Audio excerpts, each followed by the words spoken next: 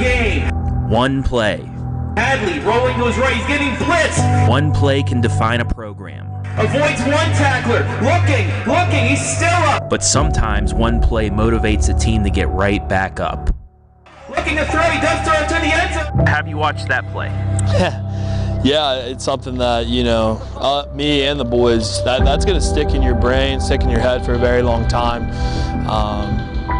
When you're that close to something, that close to a Final Four, that close to, knocking off that team, JFK, in an upset fashion, it's going to eat at you for a very long time. Yeah, we watch it a lot, and then every day in practice, every defensive practice when we do pursuit, we have 4th and 13 because that was the play. So we bring it up a lot, and we're just ready to get back. Yeah, it's motivated us to get in the weight room because we know we're a good enough team that we can make it far. So it's motivated us to push ourselves to be even better than we were last year. Yeah, it actually turned into a really big motivation because after that game, everybody wanted to get in the weight room. Everybody wanted to get better, get stronger, get faster. So really the worst thing that could have happened for us last year turned the best thing for us this year. That's something that we spent our whole offseason, really rallying around that unfinished business slogan, because, we felt like we were right there. And, being able to kind of be in that spot again. I talked to these boys yesterday about the redemption and, being able to kind of get what we thought was ours. And you have that opportunity again. It's really something special. So. It's the Division 7 Region 25 Championship, and it starts now.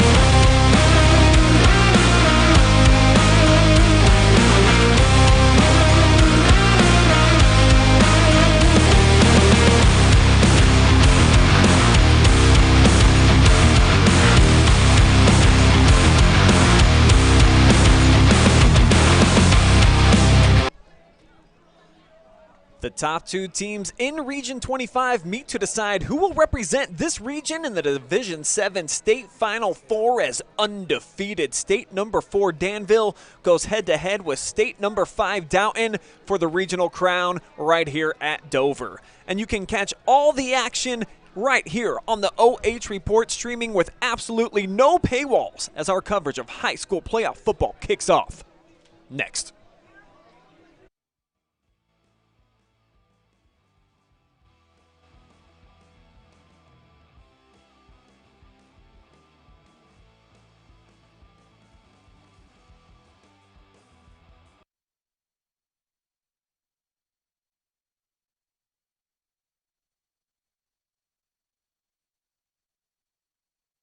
Delagrange Landscaping and Construction is located in Howard, specializing in outdoor living spaces.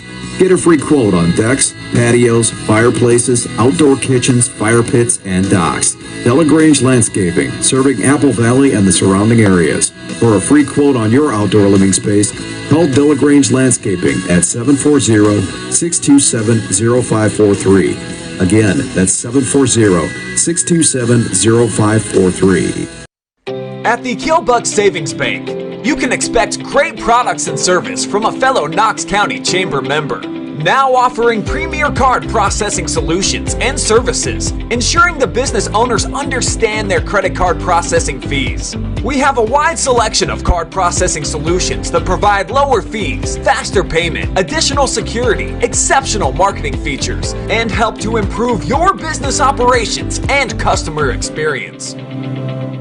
At Knox Community Hospital, your primary care physician is more than someone who delivers your test results, more than someone who writes prescriptions, more than someone who listens to your heart. We are your healthcare partner who takes the time to know you, listen to your concerns, and provide you with expert personalized care to make and keep you well. Because to us, you're more than just numbers on a chart. You're a neighbor and a friend. Knox Community Hospital, in the community, for the community.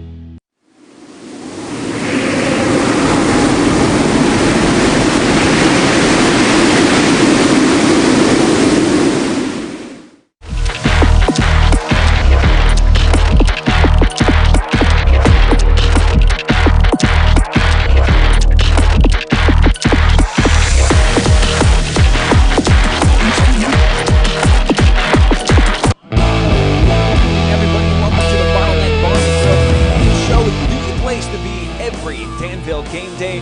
I'm Brian Skowronski with the great Travis Berardi, and I think we've got the matchup we've all been anticipating. The top two seeds with one loss between them here at Crater Stadium in Dover, battling it out to see who's going to move on to the Final Four. Yeah, Brian, this was, like you just said, these were two teams that were destined from the start to meet.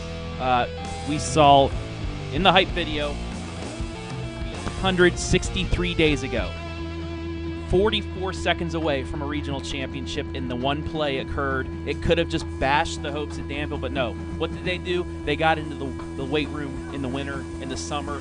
On their pursuit drills, Walker Weckesser said they do a 4th and 13. They remember the play, they don't dwell on it anymore, but it motivates them. We'll see if it motivates them to get back to the spot where they were with 41 seconds left, but now to finish and get to a Final Four, their 5th regional championship.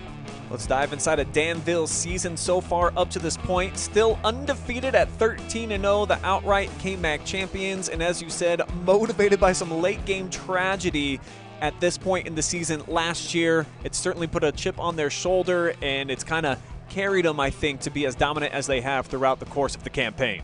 Yeah, absolutely. Some think this is an even better squad than last year, and one of the main reasons, well, it's that rushing attack of Colder Lauder coming in. Walker Weckesser, he's also not even on the offensive side, but both sides of the ball. He is the district defensive player of the year, yeah, but he's dual threat. He can sling it down the field. He can also run as well. And then you have a couple other running backs that can complement Colder Lauder. So it's that rushing game. It's that Danville grind it out, right at you, wear you down offense. And speaking of Cole DeLauder, 4-year varsity starter, 3 of them at East Knox, and then he joined Danville for his senior season, averaging a gaudy 8 yards per carry, Trav, nearly 130 yards a game, and he leads the team in receptions as well as touchdowns. So this is a kid that you get into your program, and boy, what a breath of fresh air he's been coming from a rival, and he's just been tearing it up. Yeah, he got into the weight room as well over the summer. He went from a boy to a man over the course of the last year. He is just big, bulky, and like an offensive lineman just running at you. He's like the refrigerator Perry, but he has more moves. He just will come at you over and over again until you just tap out and give up. This is one of the best players in our area. Just the way he can be so elusive, or he can go right at you. He has so many aspects to his game that makes this Danville offense so great. Rare combination of acceleration, speed, of course, and then desire, the hunger. And you see that he looks for contact when he gets to that 2nd and 3rd level. If a safety's going to come up and try him, could be a rough day for that defensive back. Cole DeLauder certainly is going to be a guy to watch tonight. Over on the other side, though, the preseason favorites probably to represent Region 25 at the state level, the Dalton Bulldogs. They have not lost since opening night to last year's state finalist in Kirtland. Double-digit victories in 10 of their 11 games so far, and this was a team also motivated by getting knocked out of the tournament by Kirtland a season ago, but they return a ton of studs, and you're anticipating that they're going to be fired up for this matchup to take on the number 2 seed. Well, they also have a chip on their shoulder because 2 years ago, they lost in overtime to JFK in a regional championship game. So, coming in this year, losing to Kirtland Kirtland, that's one of those teams like a Marion local where, man, you got to play them in the playoffs. It's going to be a tough one. But this year, they've never won a regional championship. They made it to the finals many times, but they have never won it. This year, probably one of their best chances. But another matchup here between two juggernauts. This is going to be a very fun game. Hopefully the rain starts to subside like the meteorologists think they will, so that may not happen, but still, we're on turf tonight, so it's going to be a fun game between these two. This might be the game of the year, just like we had last year in the regional championship. Yeah, Dalton, one of the best teams in Division 7. That's why they are ranked 5th in the final AP poll. Danville, though, a step ahead of them at number 4. And we talked about what Cole DeLauder's been able to do so far this season, the senior back. How about Grayson Siders, maybe the biggest game changer on offense left in the Division 7 tournament, almost 1,700 yards on just 145 carries. And you look at the average, 11.5 per clip. Yep, Come on, man. That's not even fair. That is pretty darn good for the leader of the Bulldogs, and like you said, he is a game changer. We have 2 major game changers in this game tonight, DeLauder versus Siders, and this could be where one punch from one guy, another punch from another. It's going to be back and forth the whole time, and these 2 game changers will lead the way. 30 total touchdowns for Mr. Unreal. Sider. So just like Cole DeLauder, also one of the best receiving threats that the Bulldogs have. And anytime he touches the rock, as you see here, flaring out of the backfield, he had 4 total touchdowns against Lucas. This dude has been on absolute fire here the second half of the season, and the big reason why the Bulldogs are in this position. But I'm kind of curious, even though the 2 running backs might be kind of the main course tonight, the quarterbacks. It's the most important position on the field. Let's begin with Colin Pearson, the offensive leader, protects the football. He makes big plays when he needs to. So if he can protect the football and then zing it to some of these big-time receivers that they have on the outside, you got to like Dalton's chances to put up some big-time points tonight. Oh, absolutely. These 2 teams, we talk about the run game, but like I said, the 2 quarterbacks can balance things out as well. So you can't just stack the box for either side. Colin Pearson, I saw him in the downpour, zinging the ball perfectly out there with a good spiral. They're going to be tested tonight, but they have been tested to get to this moment. And Pearson, and then we'll see Weckesser as well on the other side, that these 2 players, and there he is, Walker Weckesser, the KMAC Player of the Year. But it's a lot of supporting cast around our 2 running backs, but it allows that running game to be so successful because they can throw it downfield on each side. Yeah, and I think Walker equally as explosive in the rushing attack as he is in the passing game, and only completes around 7 passes per game, Travis, but he typically takes care of the football, as you see there in the statistics. Both of these quarterbacks, only 5 interceptions on the season, and each of them can scramble out of the pocket. They can make big plays when they need to with their feet and just kind of work it around. They've got quite a few different weapons. If you look at the statistics for both of these offenses, there's no real big #1 receiver. Nope. So they're sprinkling around, sharing the love, and I think it can be even more challenging potentially to defend against an offense like that. Oh, yeah, for sure. Because you can't just stack, like I said, you can't just stack the box, but you still have to worry about it's confusing for defenses going up against these guys. But you do have 3 players from Danville that can catch the ball. You have Nate Stevens going for 306 yards receiving. You have Caleb Lucas. You have Josh Byers.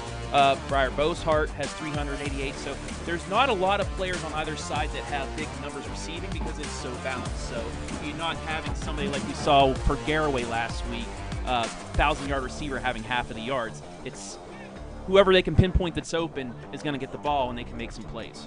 All right, Travis, let's dive into your keys to the game tonight. We'll begin with Danville, the #2 seed, who have made their way out onto the field. They're getting ready to burst out. What do you think decides it? How do they get a win tonight? First key for Danville, remember the play. Remember that last year as you see the Blue Devils taking the field for the Division 7 Region 25 championship. And now taking a look at those keys to their game. Remember the play. Yes, it hurt at the time, but like I said, it's a motivating factor. Remember, every single play, go 100% and get that, and then you got to ride the Cole train. Cole DeLauder, he's the guy that got you here. You might as well continue, hopefully, to next week and then to Canton. Chugga, chugga, choo-choo. He has been a beast all season. All right, on the other side for Dalton, the #1 seed. Some trench warfare, huh? Yeah, battle of the lines.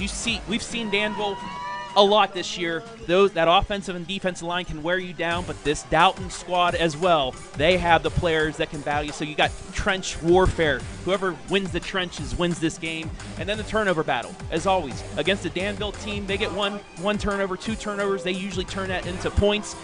Can Dalton do the same? They did against Lucas. That fumble on the kickoff down 10-7 that they picked it up, scored, that really lit the fire for them to get the win. So the turnover battle is going to be as big there. Both of these teams, they just have such big, great presence about them. We were watching in the pregame with the rain pouring down here, and each of them, that they're yapping amongst one another, keeping the big-time game feelings up and showing a lot of emotion out there. And you can see when they make an entrance out onto this football field for both sides, Travis, it's just it's a display. And anytime you're playing this deep into the postseason, you know that you've got some dudes out there. And I think both of these sides well represented in that department. A couple of bad boy defenses, too. When you look at Dalton, only giving up more than 14 points twice. They allowed 29 to Norwayne back in Week 8 and then 28 to Norwalk St. Paul last week. Other than that, this is a team that's been able to shut you down, and basically the same case for the defense of Danville. Nasty up front, almost 32 sacks on the season. Caleb Lucas has 11 of them, but the 30 takeaways, 20 picks, 10 fumbles, and they really take care of the football, could be huge in who wins tonight. Yeah, and for Danville, they've given up, 21 points is the most they've given up, and I think that's 2 or 3 times, one of them in Northmore and a couple other times. But, yeah, it's here. It's game time, baby. Region 25 championship. Appreciate you guys all watching with us live and free right now on the OH Report. This is an audio stream due to OHSAA regulations. We will be streaming a full video broadcast, though, of this right around 10 p.m. tonight, though. So follow along with us. We're going to have some instant replays of all the touchdowns, the turnovers, and the big games right here on the Audiocast. We got 2 headsets. We both got 2 headsets on because we wanted to get this out to both, but we wanted to give you the audio live right now, and then later we're going to give you the whole moving pictures as well because we want to show you this battle between 4 and 5 in Division 7, 1 and 2 in the region. But Ski, take it away, my friend. We're ready to go. It is time for championship football. Cade Miller going to get us underway as he'll dribble it up the middle, and it's going to be dropped on top of here by the Blue Devils. And we saw that was a big problem for Lucas a couple of weeks ago in their game.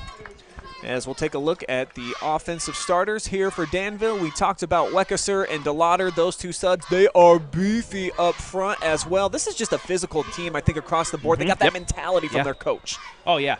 Coach Bloom, 3rd or 4th year coming in, but he has just instilled that Danville winning attitude that we saw in the mid-2010s when they won that regional championship in 17. Danville football is back. They'll start from the gun, and they'll give it to the Coltrane, bursting to the outside. He's going to get brought down, though. Grayson Siders coming in, and he disrupts the play before it has a chance to get off the ground, maybe a loss about a half a yard. Yeah, it was a great job by the defensive ends there from Dalton to, keep that outside contain, shed their block, and then get the tackles. You take a look now at the defensive starters after the loss of 1. Yeah, and Siders, he's a bad boy on both sides of the football. Gets it done evenly across the board. On a 2nd down, it's going to be a big hit right in the middle of the field. Looked like it was a direct snap to an up back. Kind of a crazy-looking play right there. It ends up with Briar Bochart, and he's going to get stuck basically after a pickup of 1. Yeah, it was one of those little maybe Fumblerooski type plays, but grabbed it, went right up the middle, and Dalton had nothing to do with it. Now Danville spreading it out. Yeah, they'll come out 4 wide to each side. Here's the snap. Weckesser turns, fires near side. It's going to be off the hands of Bochart, incomplete. And it'll be a 3 and out as the Dalton defense does their thing here to open up the contest. Yeah, Bochart was feeling the pressure. Weckesser was feeling the pressure there. Had to let it go maybe a little bit too early. And it is a little breezy out there as well, so the ball might have sailed a bit on Bochart.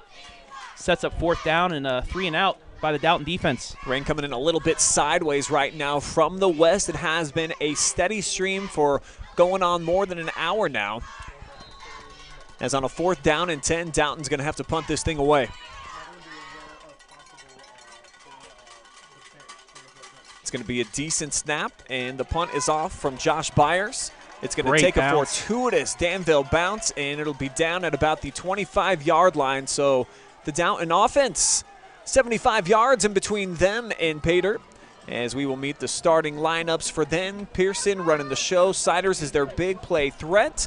Hess, he's one of those guys that he'll get a couple of touches, but certainly he can block up front, create some big holes. Hignite has been a big play receiver for them. Russell too. And then the offensive front for the last couple of seasons has kind of been the identity, I think, of this program. Yeah, spread it out, run it, but we'll have to see, especially with these field conditions right now with the rain and the wind. Are we going to keep it on the ground at least to start until this rain subsides? Bulldogs come out, 2 tight ends set. They'll run it right up the middle. Siders with a little hop step, and he bursts through for a gain of 12 here. 1st down for Dalton to open things up. Yeah, the Red Seas just parted there right up the middle. He was able to get a good jump, get 12 yards, and the first play is a 1st down for the Bulldogs. Defensively, Danville's been so good all season long. Up front, a lot of sacks on the season, 32.5. as the Dogs again come out with the full set. They'll pound it straight ahead this time into the teeth of the defense, and Danville gets pushed back about 4 yards as the Bulldogs come up with a gain of 4 there on the carry for, I believe that was Alex Hess. Yeah, he actually went right into his center and kind of pushed him along a little bit, got some extra yards out of it. He was stopped about 2 yards ahead, but got 2 more off the yards after contact. Connor Morey, the lead back, as they'll bring Hess in motion right to left. Here's Siders on the stretch play, cuts back against the grain, and he's going to get gobbled up here. Kendall Carter coming over to make the tackle, but it's going to be just enough for another Bulldog first down. Chain Gang back on the move. Yeah, the elusiveness we're seeing from him early on is he was able to, he reads the holes perfectly there. He sees something open, he's able to adjust, cut through there, and then just take off. And it gave him 6 yards for a first down. Half of his season average per carry. Grayson Sider is one of the big play threats in all of Division 7. He'll be the lone back again here to the left hip of Colin Pearson, the 2 seniors in the backfield. 3 receivers set, 2 receivers to the left as they bring Cade Mullet in motion. And Pearson looking that way, fires to nobody in particular, over the head of everybody.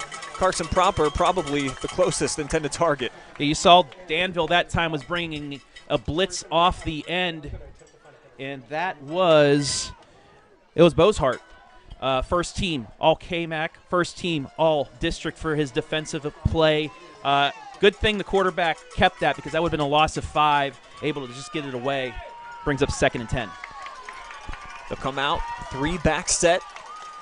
Pearson hands off. Actually, he's going to fake it this time, and right into a brick wall. The Danville defensive front breaks in and hits him for no gain. Caleb Lucas. That's a name you heard a lot last year in the playoffs. No question. Big stick, wrapped him up too, did not let him get away. Spins him around only after a gain of 1. It's 3rd down and long now for the Bulldogs. So Danville, maybe a slow start the first couple of plays, but now they're getting their feet under them. They're reading what the blockers are doing, and now we're getting into it. That's Lucas's 110th tackle. 2 back set. Pearson from the gun steps back, no pressure, clean pocket. Now he rolls out near side, puts it up into heavy traffic, gets tipped and nearly caught on a diving effort on the backside by Cade Mullet, but incomplete, and here comes 4th down. Bend but not break. Danville, like I just said, they couldn't get anything going the first couple of plays, but then they settled in. They got some pressure too, and Pearson had nothing that he could go and nearly was picked off. They'll have to punt. Ball at the Bulldogs' 48-yard line. Back to receive the snap here. Gavin Annan. It's a little bit high, but he's able to handle it, and he boots it. And it'll be taken and bobbled here by Danville. Ball is loose. Bulldogs think they have it. Big scrum at about the 26-yard line, and it's actually going to be Blue Devil football. Boy, with these slippery conditions. Yeah, Wesley Payne made the catch. And look at this replay. Just slipped right through the wickets. They were barely able to get it back. I think the heads-up play there, Briar Bosart. I mean, he has been everywhere so far here early for Danville. So, first 2 possessions, field position. Key to this one. See if the Blue Devils can get a couple first downs and change that game. They ship the whole line. They'll send all 4 receivers to the left side of the line. Back in the gun is Weckesser, and he hands off to the Coltrane. Big hole to the left side. The Lauder skips through and then gets punished in front of his own sideline. Coming over for a big stick there, Alex Hess laying the wood. But they did get movement on that offensive line. They opened up a hole, and the Coltrane chugga-chugged for a good 6 yards. 2nd and short. Great start here for the Danville offense after picking up nada on their opening drive. From the 34 now.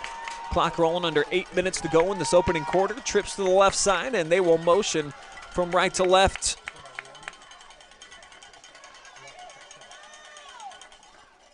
It's going to be a direct snap. And DeLauder pushing the pile forward. He's going to be about a yard shy of first down yardage as he's out across the 35 near the 36. Yeah, give him 3 yards on that. It's 3rd and short, but this is good for Danville. This is what they like to do. They like to be ahead of the sticks. You get 4 or 5 yards on the first down. 3 or 4 brings up 3rd and short. for a team that, well under the yards per carry, especially in a Wildcat for Coldwater. Weckesser comes under center this time as they all motion Caleb Lucas to the left. They're going to run that way. Delauder with the head of steam right into the meat of the lineup, and he's got just enough to move the chains. Needed one, got 1 1/4. First down of the night for the Danville Blue Devils offense. 3 carries, 10 yards on this drive so far for the Coltrane after the -1 start.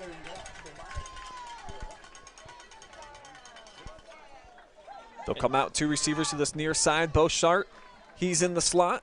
And here comes Lucas, the tight end. Motions left, motions right. Looks like potentially zone coverage here. Weckesser back to pass, zips one near side, and it's in and out of the hands of Nate Stevens. And this is where we might be seeing this rain come into factor. It looked like it just slipped a little bit from Weckesser, overthrew his receiver, and that's the second pass that he's sailed a bit over the head of his receiver. Now, something else that we've had for Danville in the past couple of games, they're more of a second-half team. They battled, and I think that comes back into saying the offensive and defensive line wearing their opponents down. We're seeing if that's going to be the case again tonight. Keep it close, and we'll see what they do in the second half. Weckesser under center, 8 men in the box for the Bulldogs as they toss it. The Coltrane near side. Here comes Delauder switching the ball to his left hand, and he pushes forward before being knocked out of bounds at about the 44-yard line. That'll go down as a gain of 6. Yeah, and you saw him. He was hit after 4 yards, but he just leaned forward, just chugged those feet, continued to move, and that comes back to that work that they had in the offseason where he built up a little bit of bulk, a little bit more weight there, and you've seen how much of a help that has been for him all season. And he gets a lot of carries as well, and it still doesn't seem like he's phased. Byers in the slot, 3 receivers down to the left. Weckesser comes back the other way. It's going to get tipped, trying to hook up with Lucas, and it's incomplete. 4th down. He had him open, but the defensive end there for the Bulldogs able to get the deflection. So Danville did get a 1st down, but the Bulldogs, a couple big defensive stops through the air, will get the ball back here midway through the first quarter. Byers back to receive the punt, and he will boot it away here for Mullins. It's another nice one. And it takes a big hop. Somehow caught some spin. Unbelievable. That was like a Phil Mickelson wedge in his prime. It's going to be down inside the 5-yard line, right about at the 3. Check out this fortuitous hop here for Danville. It took a left at Albuquerque. Literally, it looked like it was going into the end zone, and then the last bounce at the 2 went left. And once again, field position. That's a big break for the Blue Devils. They got a 1st down. They moved it a little bit, and then that beautiful kick, which that's the second time we saw Dalton just let it go, and it's benefited Danville. So the Bulldogs will have to start backed up inside of their own 5 at their 3-yard line. Heavy set here. Siders the deep back. They'll turn handoff to him. Tries to cut to the outside. Somehow gets to the 2nd level. Very slippery as he gashed through out to about the 6-yard line. Yeah, got about 3 on that. If you remember last year, Danville did about the same thing against JFK, had them backed in, fumble, scoop and score, and that helped Danville get on the board early on and switch some momentum there. So is this an opportunity for this defense to maybe do that again? See if the Devils try to pin their ear back. They come out 3 down linemen. Weckesser to one side. And they'll run to the right. It's going to be Siders again. He's going to be a couple yards shy of 1st down yardage. Hit down by Wesley Payne on the play. Yeah, he's able to. Him and Coldwater, at least early on, are about carbon copies. You see them hit, bouncing off of tackles, leaning forward, getting those extra yards. So it's going to be 3rd down and short. A couple yards are what the Bulldogs need here to get the chain gang back on the move. Key play, Pearson from the gun. He's got Siders. Sidecar right. Couple receivers in the slot to the left. Low snap handled. Pearson fakes the Siders, puts his head down, and he dives forward. And he is. I see this far referee stop the clock. We'll see what it is. No official Yes, first down. So very close, and big ups to Pearson that time. Kind of getting in behind his shoulder pads, lowering the boom there, and he needed every last inch. Yeah, it was a great job by him on the read option because Siders was going to get hit in the backfield, tucked it out at the last second, and then kind of, gave up his body to get that extra yard. Gives them a first down and a little bit of breathing room now out to about the 13. Yeah, big first down pickup there by the Bulldogs. We're going to motion from left to right, and looks like they might have called the timeout. They will. The Bulldogs burning their first here of the game as we're just under 4 minutes remaining here in the first quarter. Do want to give a big shout out to all the generous sponsors coming through for us here tonight, bringing you live audio cast coverage of this D7 regional final. That way you did not have to pay the OHSA fees, kind of hold you over until we get out our full video broadcast for you guys coming up later tonight. So thank you to all the generous sponsors for being a part of the game. About 500 people listening to us. I don't know why they want to be listening to us, but they, our voices are just as good. And just a reminder, the whole thing, if you're listening to us now, you get to listen to us say the same things over again, but at 10 o'clock tonight with the moving pictures, the full moving pictures, like I said, we're able to get a couple replays in there. Just we have to have less than 3 minutes total of replays so we don't get in trouble by, the big guy upstairs.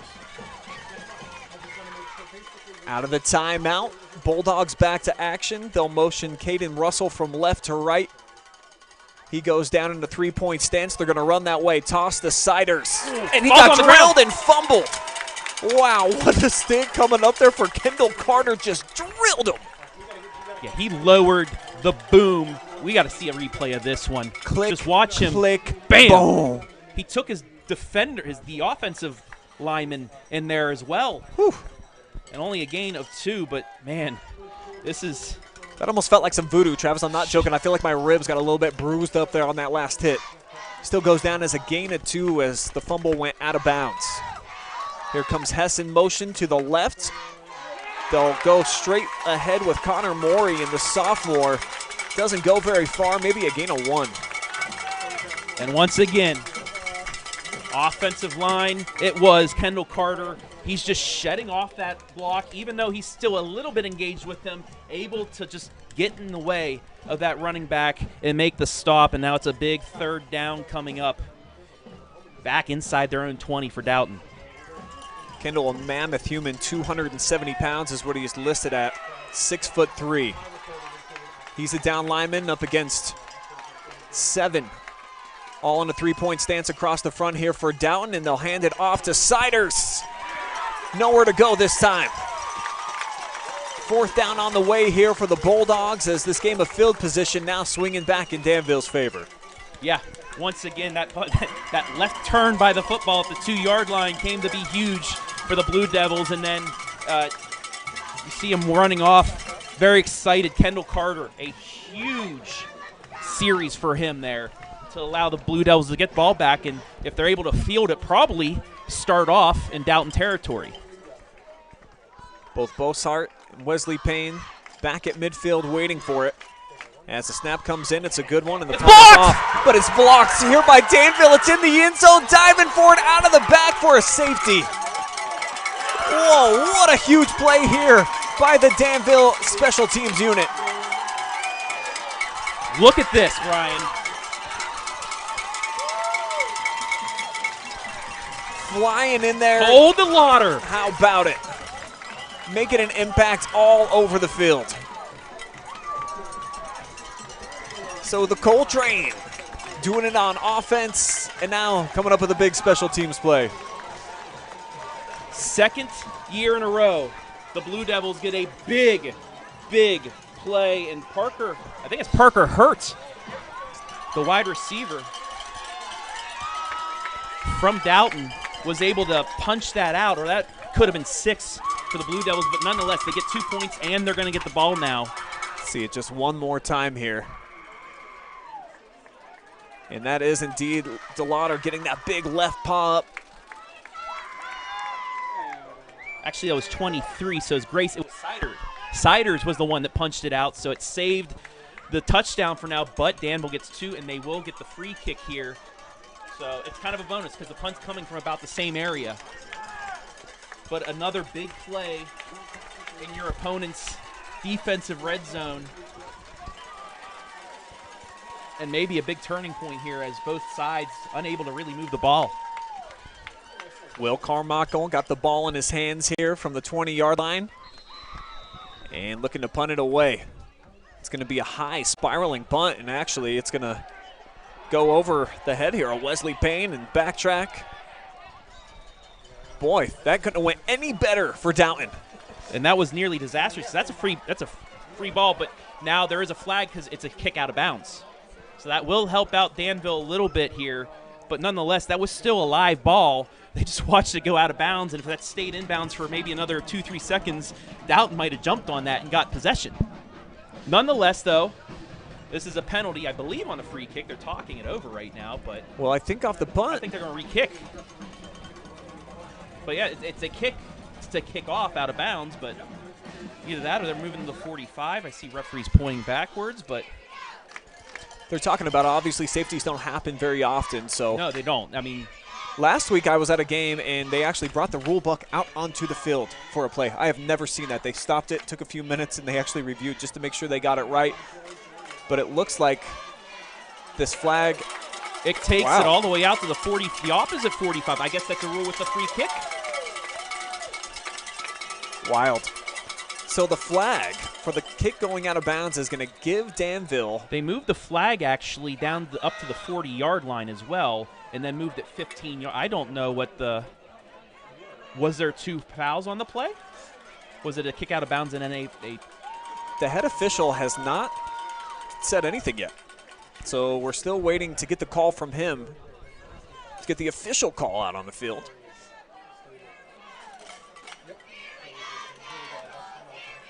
I do want to say hi to people that are still commenting in here. Yeah, do drop us some comment bombs. Other than those fake bots, you don't have to pay, folks. No need. Russ will, 10 o'clock tonight, we'll be able to. OHSA will not allow us because there's another entity that has taken over. But we're able to show some replays of big plays, just that we don't give enough over 3 minutes worth. And I'm trying to do my best radio call for a video guy. So here comes Danville. They will get it at the Bulldog 45-yard line. They'll give it to DeLauder left side, and he's going to be hit. Cade Miller coming up, filling the hole, and maybe a gain of 1 on the play. Nice open field tackle there. A one-on-one situation. And it kind of looked like DeLauder slipped a little bit as he got it, stumbled, but still was able to lunge forward and get a positive run out of it for a yard. Under 90 seconds remaining here in this opening quarter. Danville now with a 2-0 cushion, and they have been showing a lot of eye candy pre-snap as they move everybody to the left side of the line. They'll run back the other way. DeLauder spinning, reaching, and again, maybe a pickup of 1. It'll be 3rd down 8. Yeah, another good job by the Dalton defensive line as they were able to fill those holes.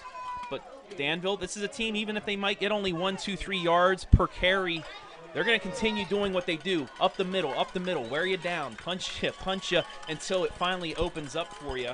They also, they've shown they're going to lull you inside and then maybe do a pitch out to the outside and get some extra yards. So Weckesser has yet to complete a pass. He's back in the gun. He's got Aiden Burke with him this time. 2 receivers each side. They'll bring Payne in motion. Flag flies. And Weckesser, pressured, gets it off somehow. Referee's going to call him down. Lucas has the catch, but it's all about that penalty flag.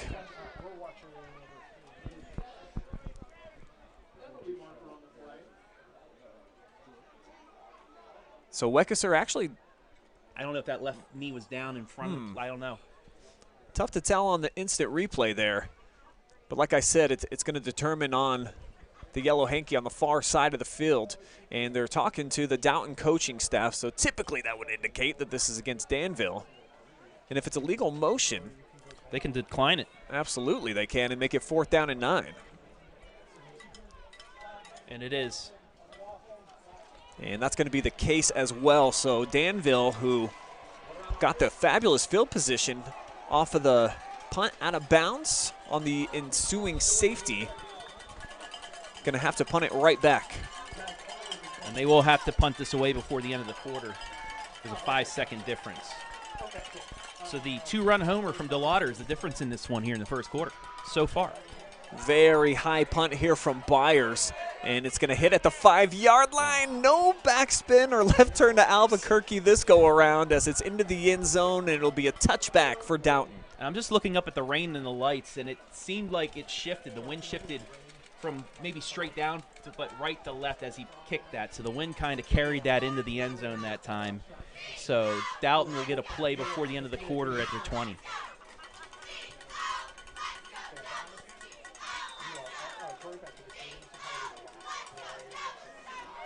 Bulldogs will come out in the pistol.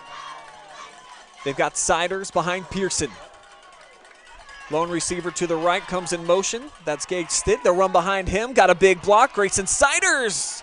Excuse me. This is Cade Mullet with the carry. And he's got enough for a first down out to the 32. Yeah, got that little jet sweep. Got a blocker in front of him. Got to the outside. Got 11 yards. But that will take us to the end of the first quarter. 2-0 is indeed the score. Don't adjust your TVs or your smartphones.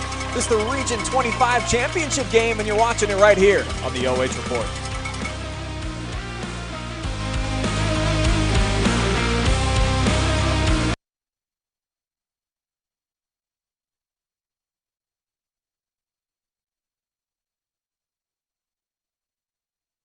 Delagrange Landscaping and Construction is located in Howard, specializing in outdoor living spaces. Get a free quote on decks, patios, fireplaces, outdoor kitchens, fire pits, and docks. Delagrange Landscaping, serving Apple Valley and the surrounding areas. For a free quote on your outdoor living space, call Delagrange Landscaping at 740-627-0543. Again, that's 740-627-0543. At the Killbuck Savings Bank, you can expect great products and service from a fellow Knox County Chamber member. Now offering premier card processing solutions and services, ensuring the business owners understand their credit card processing fees. We have a wide selection of card processing solutions that provide lower fees, faster payment, additional security, exceptional marketing features, and help to improve your business operations and customer experience.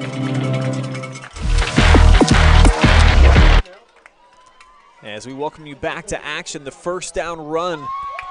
It's Grayson Siders trying to drift out wide to the outside, but Walker Weckesser, the District Player of the Year, says, nah, not this time, buddy. Dropped him down for a loss of 1.5 yards. It's crazy that Walker, a great quarterback, even better on the defensive side. You don't see that a lot from a quarterback playing defensive back. This time they'll run stretch play to the outside. Siders breaking through, gets to the second level, almost broke away for a touchdown. But a potential TD saving tackle made there at about the 40-yard line, and it will make it 3rd and short. Yeah, got him by the shoestrings. He started to take off, but one of the linebackers from Danville able just to get enough, and it does stop him a yard short. So if they can get a stop in the backfield, it'll be a big decision for head coach Brock Dial. That has been a rarity for Dalton so far on the season. Great rushing team, over 3,600 yards on the season through 12 games. They'll put it in the hands of Siders. Jump through the line, and he bursts out across the 45 to the 46. Pickup of 6 yards, and the chain gang back on the move here. Great blocking by that front. And again, Siders, even the smallest of gaps, able to bust through there, get to that second level, and get the easy first down as they get closer to midfield here. And he's just such an athletic dude. I mean, he really is just like a jungle cat, the way that he attacks at the line of scrimmage. And once he hits that next level, really hard to bring him down. Pearson from the gun, hands off this time. New running back is Coy Wenger, and he's able to break loose into enemy territory and knock down after a pickup of 10, and it's going to be another Bulldog first down. The 6th Bulldog to rush the ball tonight, so I guess you're saying that Dalton loves to spread the wealth here early on and give Siders a little bit of a break. We do have an injury right now as Cohen Riggenbach, the center, junior center, is on the ground right now getting his ankle or his leg checked. Hopefully it's nothing serious, maybe a little bit of a twist, but yeah. Yeah, it would be a huge loss for them. Of course, one of the most cerebral guys out there on the field, makes a lot of the decision-making across the offensive front, does number 50. So while they tend to him, we'll take a quick commercial timeout. We'll be right back to Dover. Still 2-0 in favor of the Blue Devils. Okay, let's do this thing.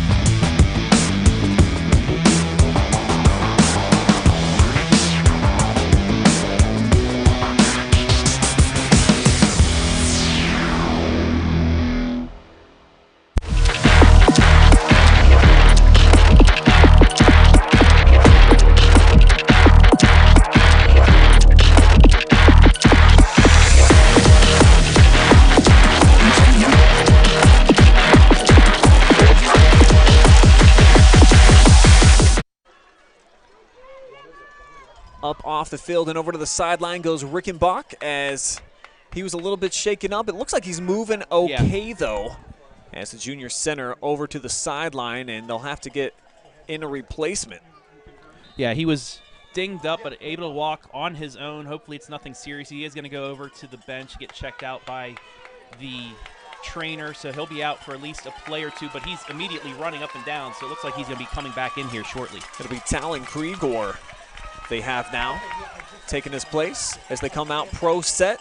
The deep man is Siders, somehow able to get Skinny knifing through, and he picks up about 4 yards here on a first down run. How did he get through there? It looked like he was going to be wrapped up in the backfield. There were 3 Blue Devils right there, but he just weaseled his way through, slipped through like a bar of soap in the shower, just through your fingertips.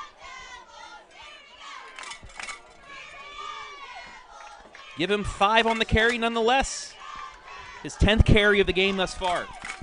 So they'll come out with trips now here to the left side, and again, they'll fake it to Siders, actually. Here's Pearson with the head of steam, and he's going to be dropped down by Carson Proper, about a yard shy of first down yardage. No, they're going to give it to him.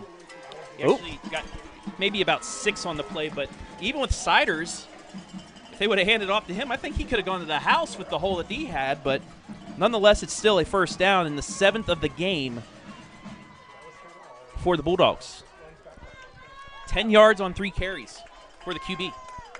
Siders to the right hip of Pearson. They'll have Cade Mullet to his left.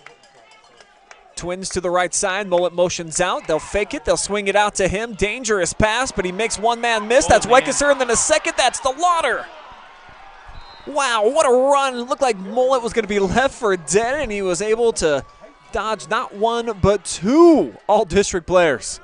Yeah, that was some great movement off to the side, just little jitterbug. My ankles will be broken off of that. So it takes them inside of the 25-yard line as the Bulldogs now knocking on the red zone. Instead of a loss of 5, it was a gain of 8. Come out with the pro formation again. Hess with the motion. He's going to keep it. Busted play. Pearson going to take off. He's got a ton of space to the outside. Catches a block, but 5 handkerchiefs come out onto the field. This one's certainly coming back. Yeah, we saw there one of the Danville linebackers was able to get out of the grasp of the offensive player, and he just shoved him to the ground. Easily seen by about 5 or 6. That's going to move him back 10. So it was a bailout that time by Colin Pearson that looked like he was going to turn a whole lot of nothing into a big something. Instead becomes a 10-yard penalty. As you see Blue Devil Nation showing out here.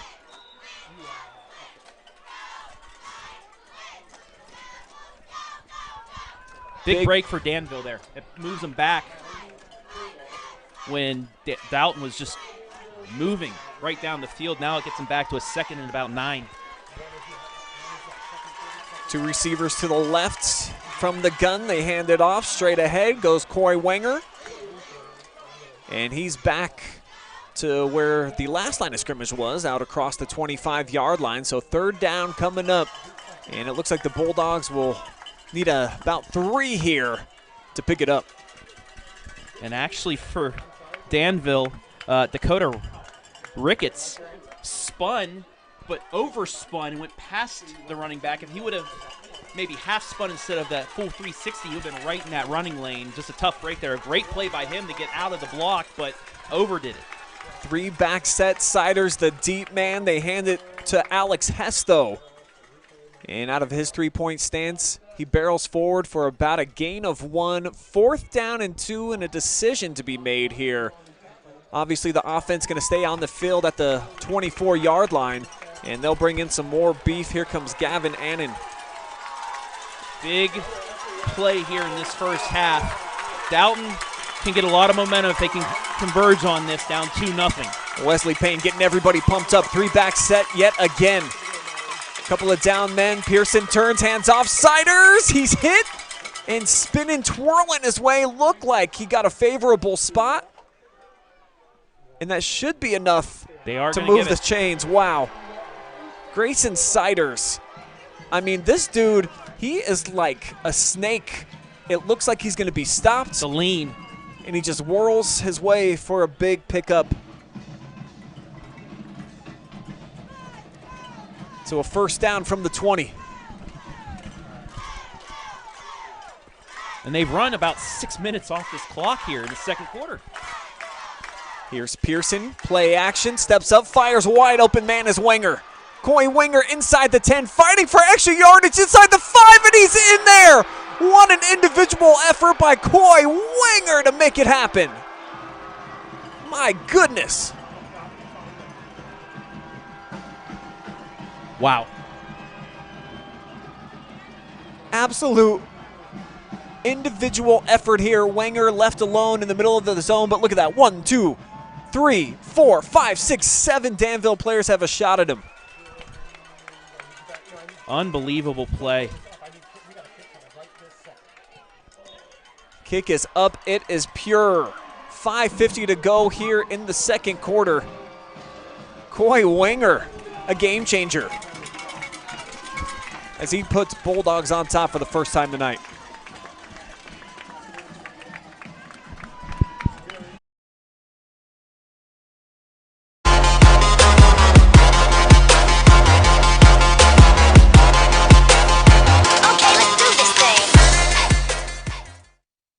At the Killbuck Savings Bank, you can expect great products and service from a fellow Knox County Chamber member. Now offering premier card processing solutions and services, ensuring the business owners understand their credit card processing fees. We have a wide selection of card processing solutions that provide lower fees, faster payment, additional security, exceptional marketing features, and help to improve your business operations and customer experience.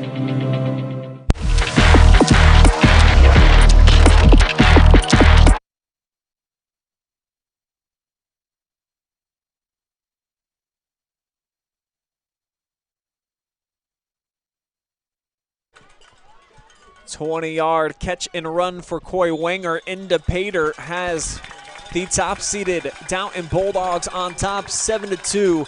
As Danville gets the football back, they'll have quality field position at their own 41 after a short kick. I'm Brian Skowronski, Travis Berardi with me, and I mean, that last play by Mr. Wenger, that junior, I mean, that's something that he'll probably have on his highlight reel for the rest of his life. Well, absolutely, and you've seen it a couple times. Just these Dalton players able to just elude the tacklers from Danville, unable to make some tackles, and it led to 7 in the lead now for the #1 seed. 3 and out for the Blue Devils on their last drive. They'll begin it with the ball in the hands of DeLauder. Pickup of 6 here on first down, and a good start as he bursts out to the 44. And that's what makes Danville so lethal, is when they can get that 5-6 yard chunk on first down, it sets up a lot of opportunities for them to go to the run again, maybe a play action, but it keeps them on pace.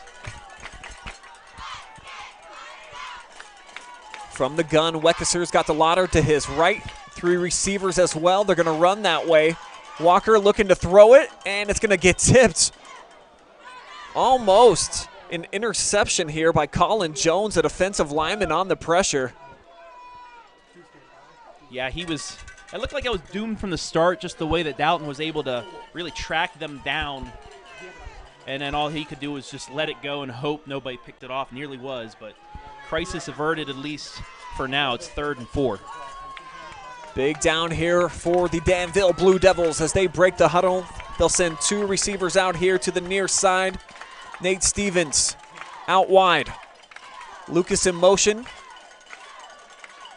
He'll set up at the tight end spot on the left. Weckesser looking right all the way. Spins it and it's picked off. Read all the way by Cade Mullet. Wow. The hitch route. And it's Mullet, the first to the party.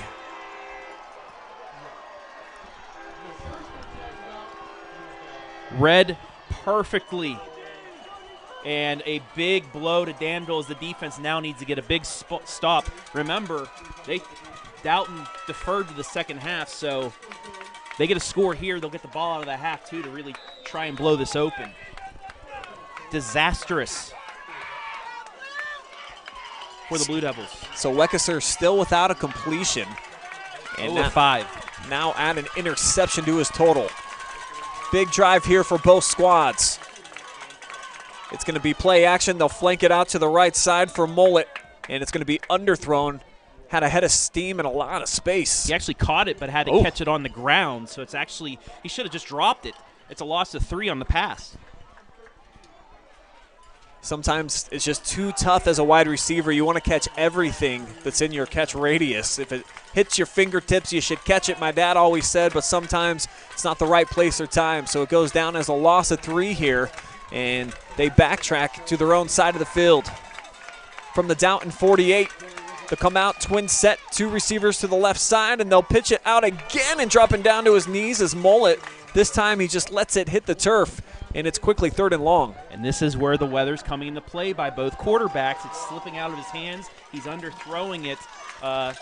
Might a little bit seeing from what Weckesser's doing it on the overthrow, maybe into his head saying, I can't do the same thing he's doing, and now he's underthrowing it, and it's 3rd and long. Will we see a run here? What are we going to see? Because the pass isn't working. They'll come out with 3 receivers all here to the left side. 1 man in the backfield down in the 3-point stance. Pearson under center. Danville drops its linebackers. And it's going to be Siders to the outside and able to get submarined. Big tackle made by Briar Boshart. Yeah, it's going to be way short of the first down. 3, well, actually it was a gain of 6, but he needed 13. So Siders with a decent pickup there on 3rd down, but the punt unit back out onto the field.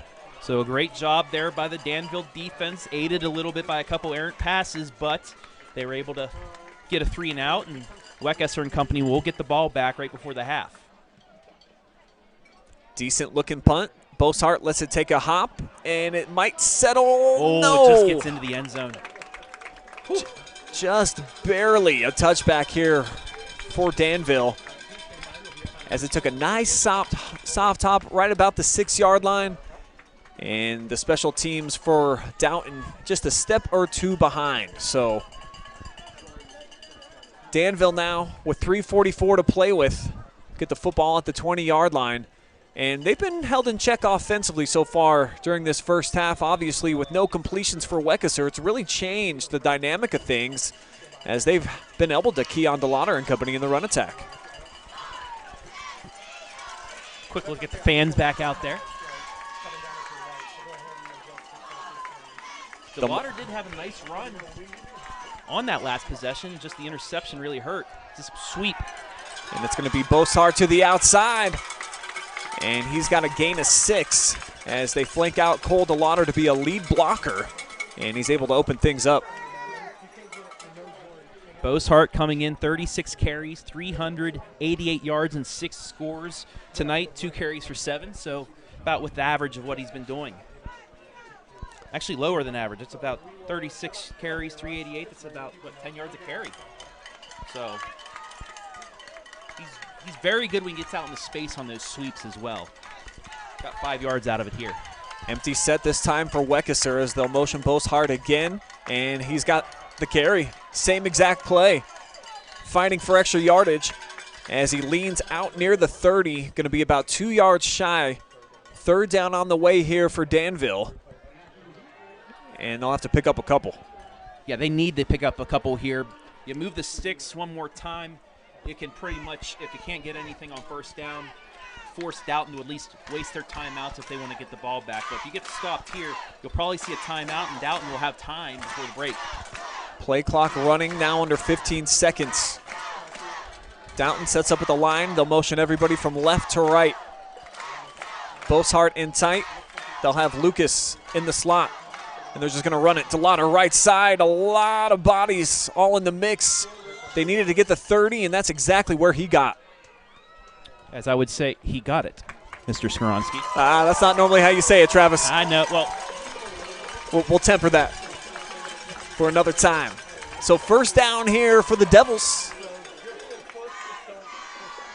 As the clock funneling away, closing in on 2 minutes to go before the break.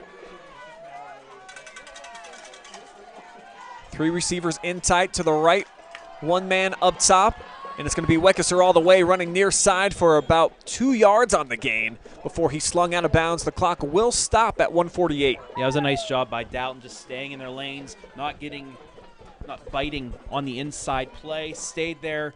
Weckesser did get a couple yards out of it, but they sustained the play. They didn't let a big chunk get taken out there.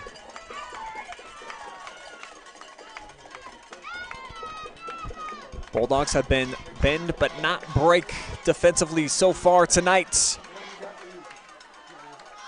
From the gun to Lauder to the right hip of Weckesser. Throws back here near side. The catch made by Wesley Norris. Actually incomplete as he dropped it. And the clock will come to a stop at 1:45 showing. Might have been able, if he would have caught that, to get a couple yards out of it, but it'd still be 3rd and long. Danville was really good on the attack, pursuing him. So Weckesser still searching for his first completion.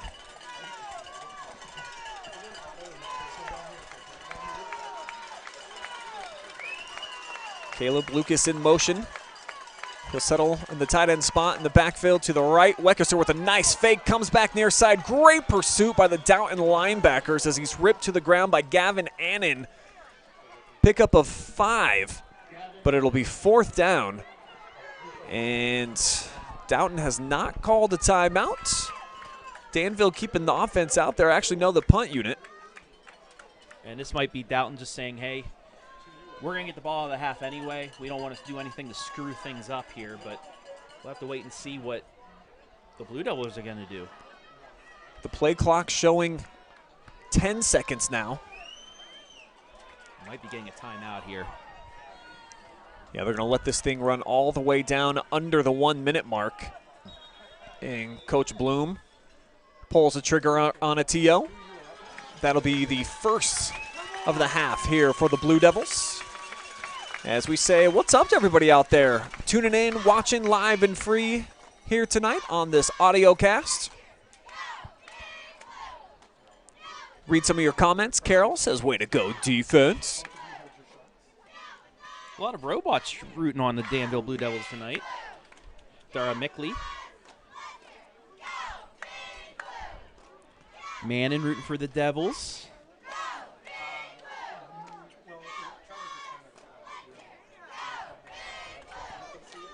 So thank you for all the comments coming in out there. Appreciate you guys. And Blue Devil Nation, one of the very best that we have on the OH Report. Undeniable. You guys support your teams just about better than anybody. And you can see that with our phenoms and top plays. It's pretty much Danville every week. And Cole Delagrange back up for it yet again. As he should, though, the night he had last week. Punt is away, and again, Dalton's not even going to field it. It's going to take a big Danville bounce. And then dove upon by Wesley Payne just inside of the 30-yard line, so it'll be 70 yards of greenery in between pay dirt and the Dalton offense with 47 seconds. And with the offensive line they have and obviously the big playability of Siders, you got to expect that they'll probably just hand it off once or twice to him and see what they can get out of it. And Christmas coming early here in November, and it certainly did in my house. I mean, I'm living in a winter wonderland, so why not out here in Dover tonight? Well, those Bulldog fans are hoping for a gift of their first ever regional championship. And they'll give it to the up man here on first down. And pinging his way forward goes Connor Morey. And they're not going to call a timeout, so I think they're going to have to run one more play. Yeah. It's about a half second off, but the way they ran that one, I think they're just happy taking a 5-point lead into the half. Yeah, Dalton certainly will have to take one more snap as they get their instructions from the sideline. Literally a half second away from end of the half, and who knows what could happen here. Looks like they might just come out and nil this thing down. They're going into halftime formation. So Pearson under center will just drop down to a knee, and that will take us to the end of two. Interesting game going down right now for the right to move on to the Division 7 state Final Four. Danville with the block punt and safety. And Dalton with the amazing play from Coy Wenger make up all the scoring so far through 2 quarters of action. Stick with us as we will be able to show you both halftime bands' performances in total video. And plus we'll have stats analysis and so much more. You're watching live and free high school playoff football on the OH Report.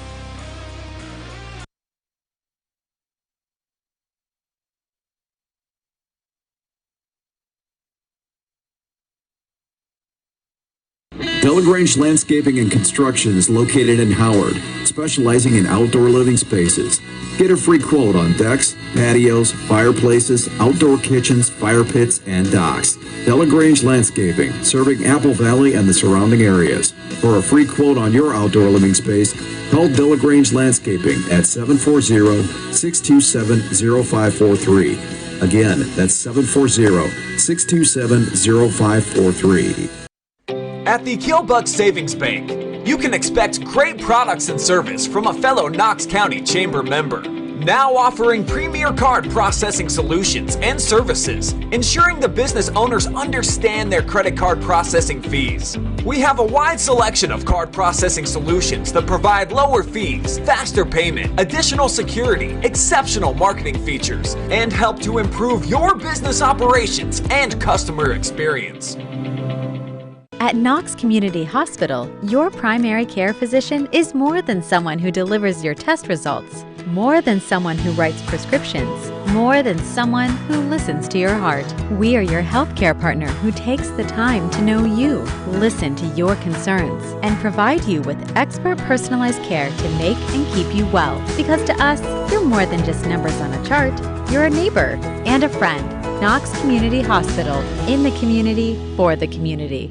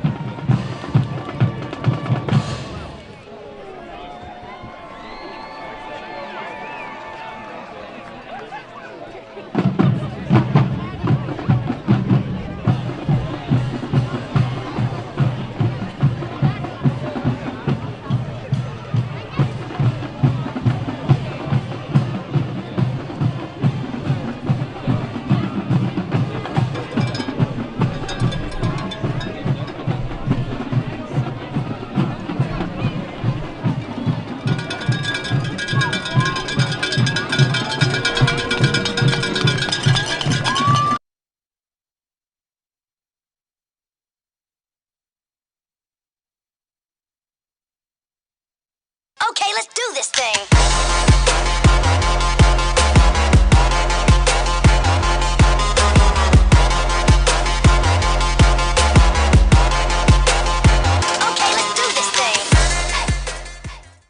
Delagrange Landscaping and Construction is located in Howard, specializing in outdoor living spaces.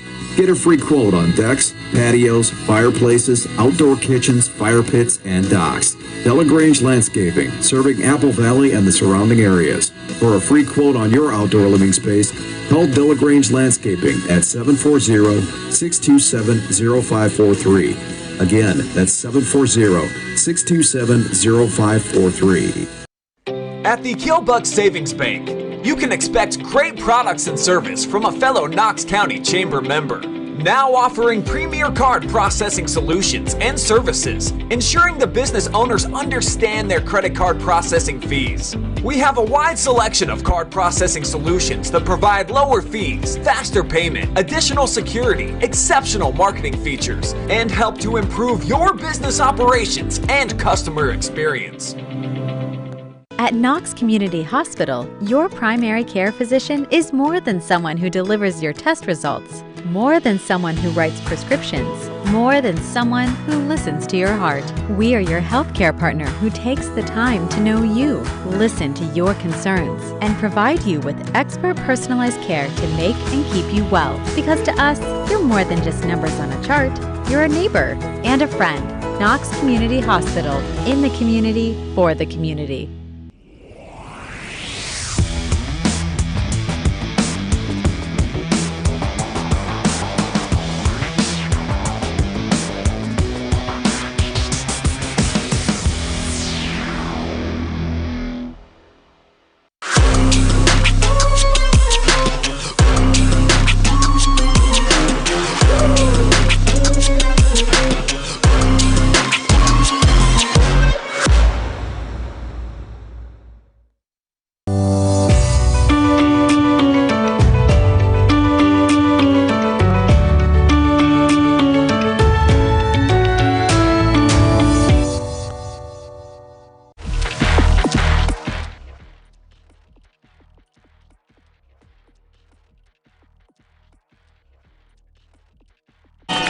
Tonight's Division 7 Region 25 Championship brought to you live and free right here on the OH Report, our audio-only broadcast, thanks to our many, many sponsors. Weaver Commercial Contractor, Knox Technical Center, Delagrange Landscaping and General Construction, The Bottleneck Bar and Grill, Danville Tire and Alignment, Killbuck Savings Bank, Knox Community Hospital, Buddy's Local Eats, The Hangout, Danville Feed and Supply,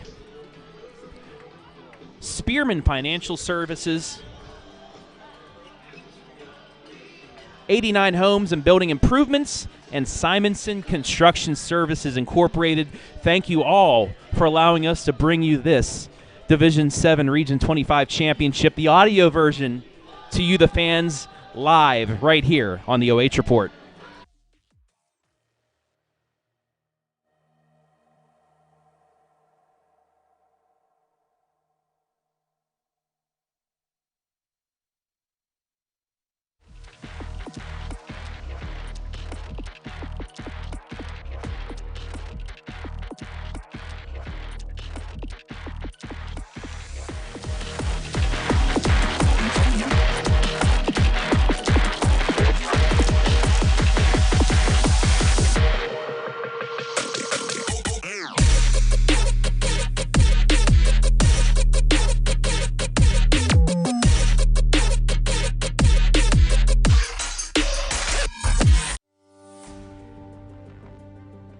Halftime show, the place to be for every Danville game day. I'm Brian Skowronski. Travis Berardi is with me. 2 quarters in the books, and we've got a good one. Just a 5-point game. Dalton leads it 7-2. An interesting score here at the half, but we've seen a bit of everything. I think mostly, though, some solid defense at all 3 levels for each unit. Absolutely. Danville coming within mere inches of making this probably 7-7. They got the safety.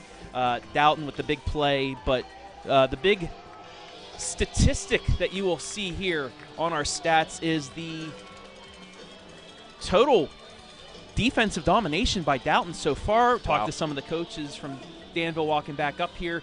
They're going to feed the ball to Cole DeLauder and company. They're probably going to go away from that pass a little bit because it has not been successful tonight. And on the other side, 25 yards passing, but 20 of them for Dalton went to the house on that amazing play to give them the lead by Coy Wenger. Yeah, that's been the most impressive play so far. The individual effort on that one, the 20-yard touchdown run, kind of the difference right now. And you see pound those puppies. That's the sign up in the bleachers. That seems to be the general consensus of what the coaching staff wants to do in this second stanza for the Blue Devils, who've got a great, crazy fan base here on hand, but it's not going to be easy. Dalton's going to be getting the ball first two here, Trav, in quarter number 3. Yeah, but we've seen it the last couple of weeks in the playoffs, the Danville Blue Devils really turned things on in that second half. We'll see if they've worn down Dalton enough that they can finally contain some things. But you know what? I mean, the Bulldogs have really held their own. Dogs have been dominating defensively, as has been the case for much of the season.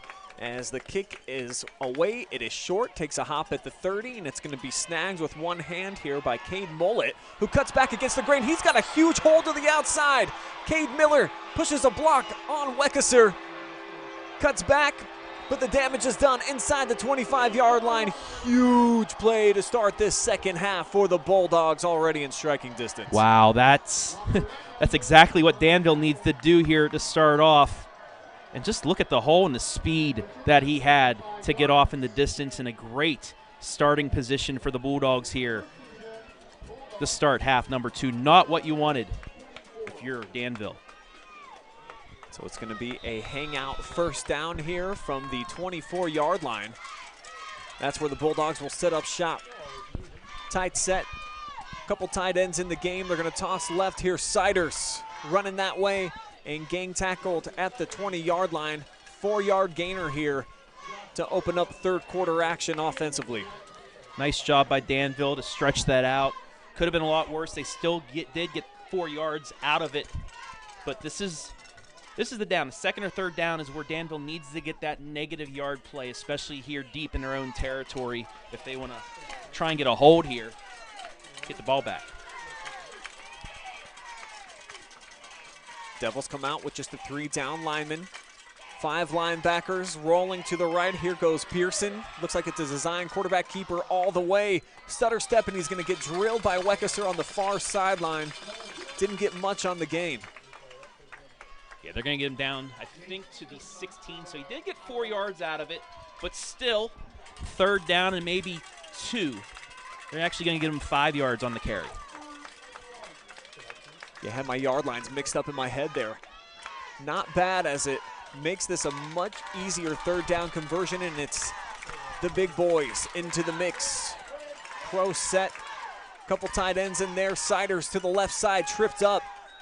Got enough. Falls forward to get a first down at the 13-yard line. So Grayson Siders picking up yet another first down, and he had a lot of those in the opening half, most of them for the Bulldogs.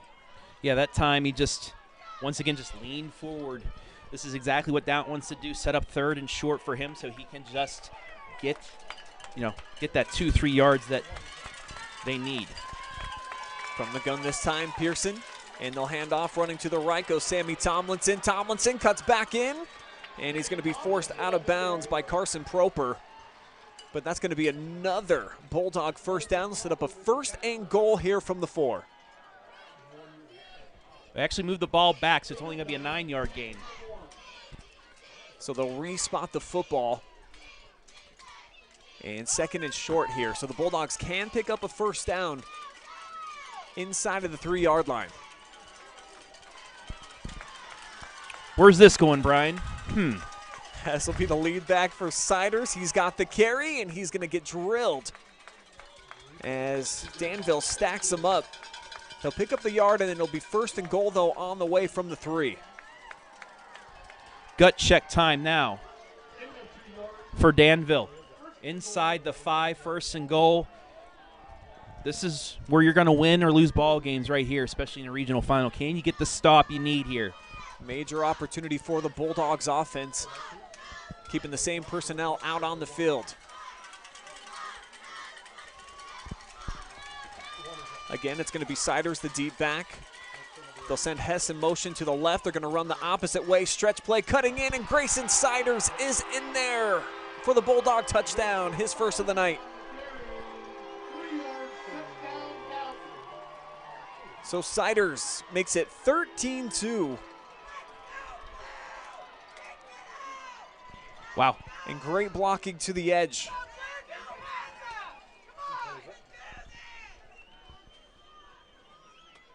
Take one more look here on the replay. Just how about those fast feet to get back inside and into the end zone. 14-2 now the score as the Bulldogs march down the field with a touchdown run in 2.5 minutes here to open up the third.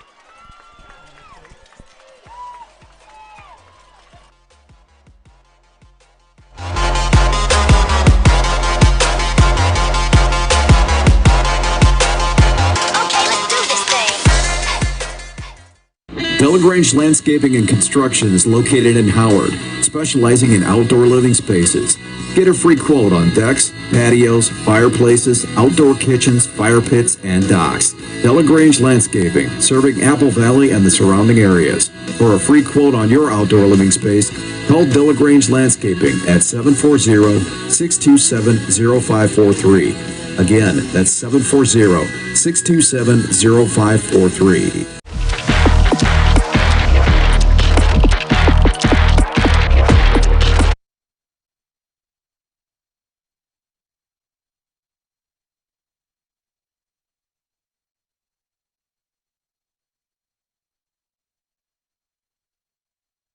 After the Grayson Siders touchdown, it's going to be a squib kick here by the Bulldogs and fielded by Danville at the 32-yard line. That's where the Devils will take over with the Hangout first down.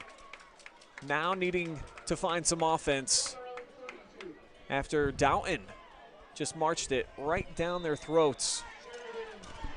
Grayson Siders doing a lot of the damage. Yeah, they need an answer right here. They need to get the ball on the ground, get it to Colin, move the sticks, stay ahead of schedule, punch it in here, and get some momentum back. Because Dalton in the last quarter and a half is really taking control of this one. Here comes the K-Mac Player of the Year. And he'll hand off. Here's DeLauder, the Coltrane.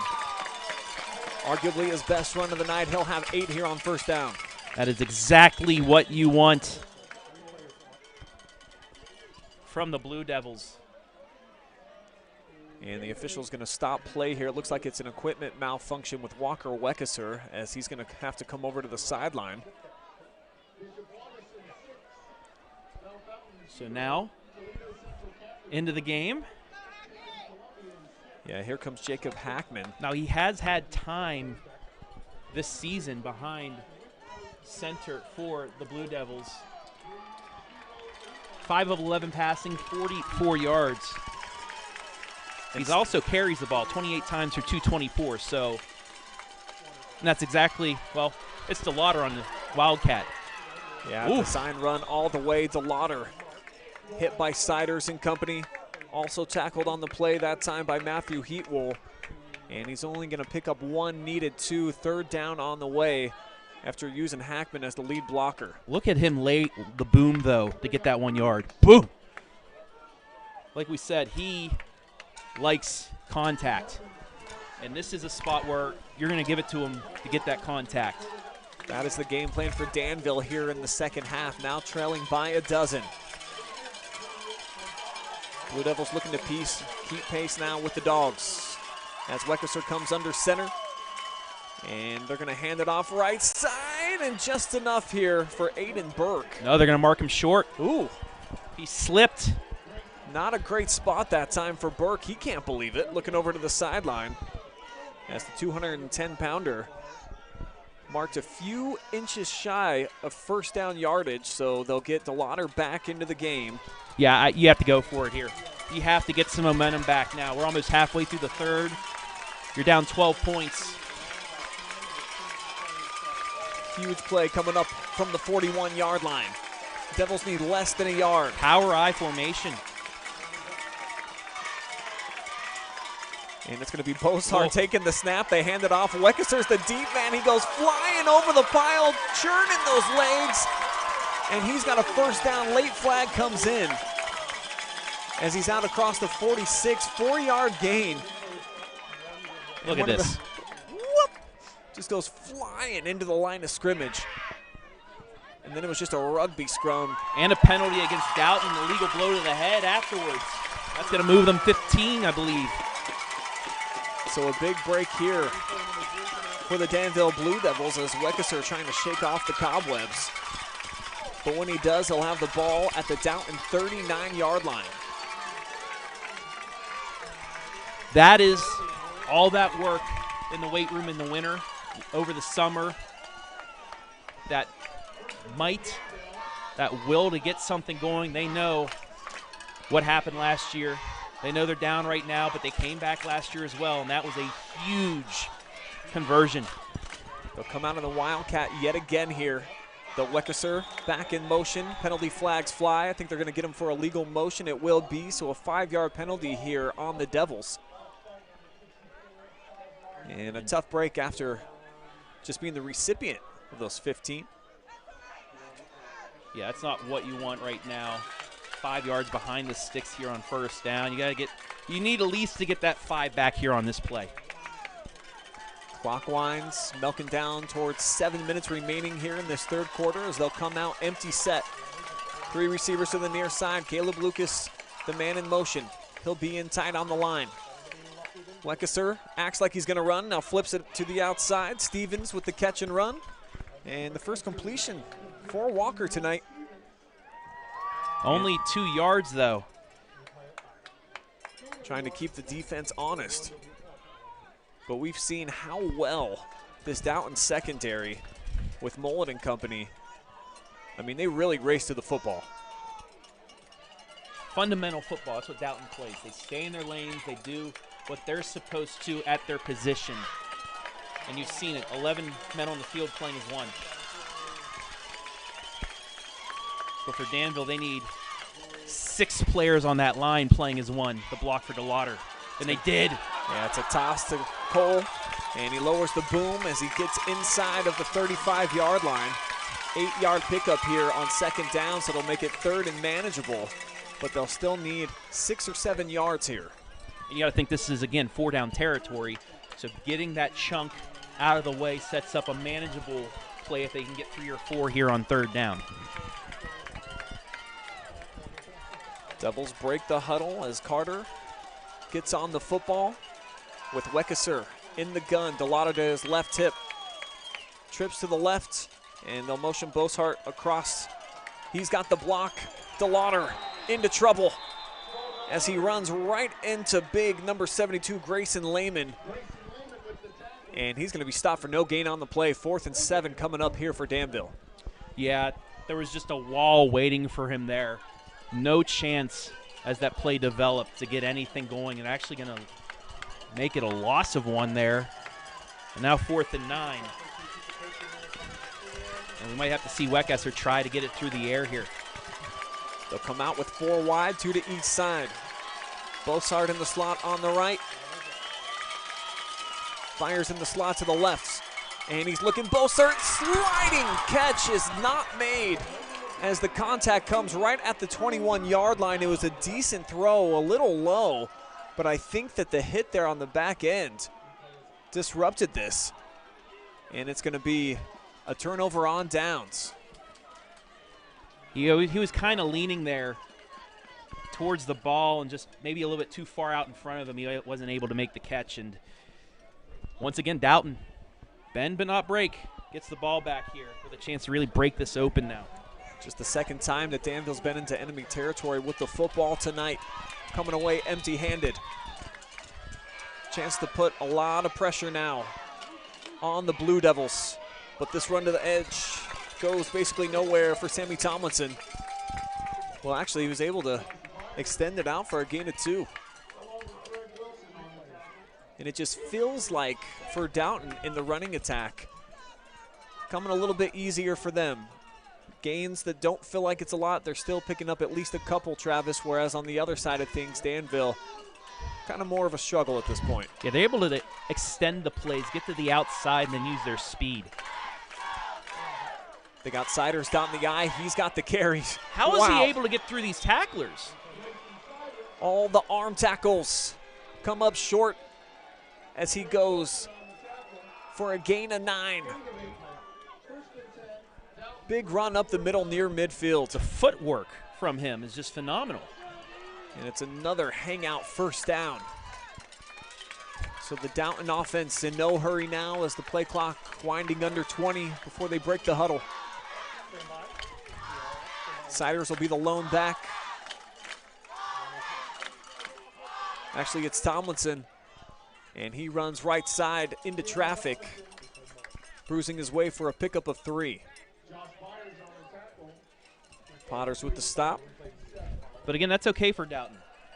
Just that they're able to get positive yards on runs from their number 2, number 3 running back just allows their main guy to get a little bit of a break so he can get back and get those chunks. Into enemy territory now from the Danville 48. Pearson sends a man in motion. That's Caden Russell to the right side. 3 receivers over there now. And they've got Siders, the deep back. They'll toss it to him. Here comes Grayson, weaving his way as he tries to catch the edge. And still able to produce right around 4 yards on the gain. 3rd down, 3 on the way here for the Dogs. And offensively up front, they're starting to win their battles. You can see the confidence growing with each passing down here for Dalton. Yeah, they're doing exactly what Danville wanted to do and just wear the line down, get some extra push out of it, and that's what they've been doing.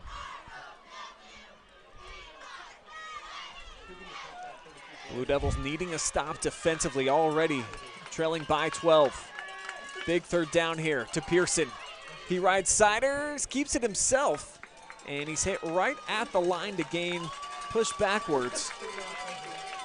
Looks like the officials got a tough call to make here, whether or not he got it. But as you say that, they gave the first down. Now he's looking.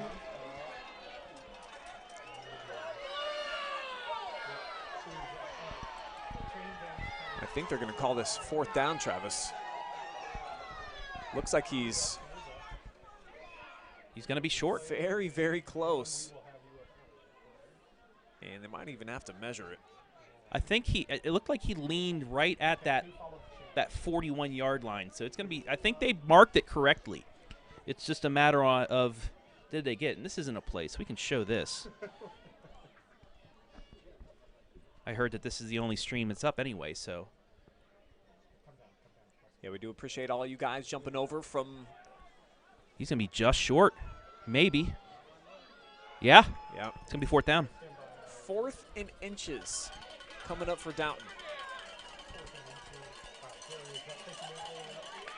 A mammoth play on the way here specifically for this Danville defense. Can you get the football back for your O?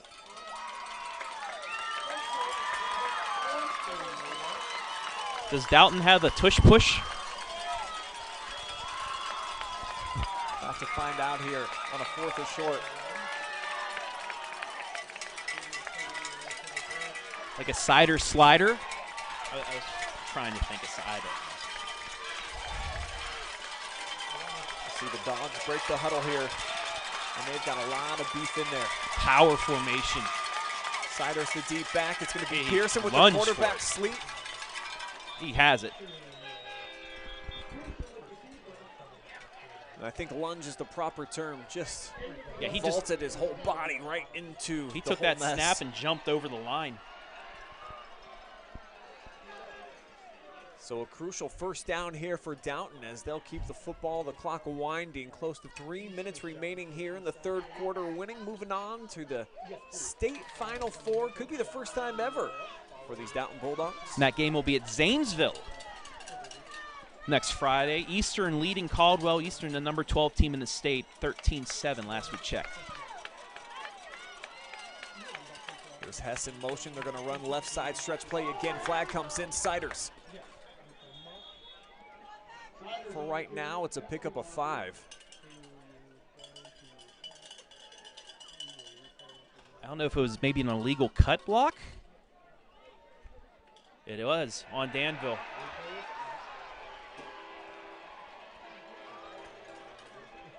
I saw the center just get taken out.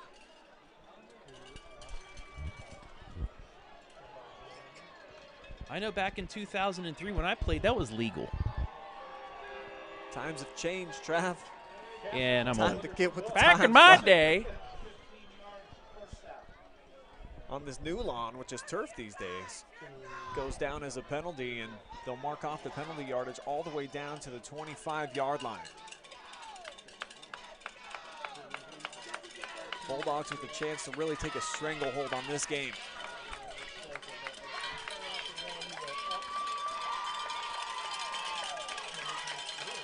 Here comes Pearson from the gun.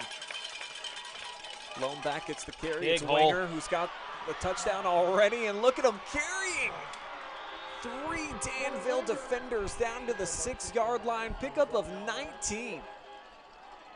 Coy Wenger showing some crazy man strength, as the junior just would not go down. Finally driven to the turf by both DeLauder along with Josh Byers. And it's gut check time now for the Danville defense, who have been so good all season long. They need a turnover here. The toss play, Siders trying to sidestep and still able to fall forward. He's out to the 3-yard line. 2nd and goal coming up. Siders just so slippery, so stealthy. Almost never gets hit for a loss. 19 carries, 85 yards, and a score. Siders checking in on this contest, 11.5 yards per carry on the season. Here he is, dot in the eye behind Alex Hess, the lead back.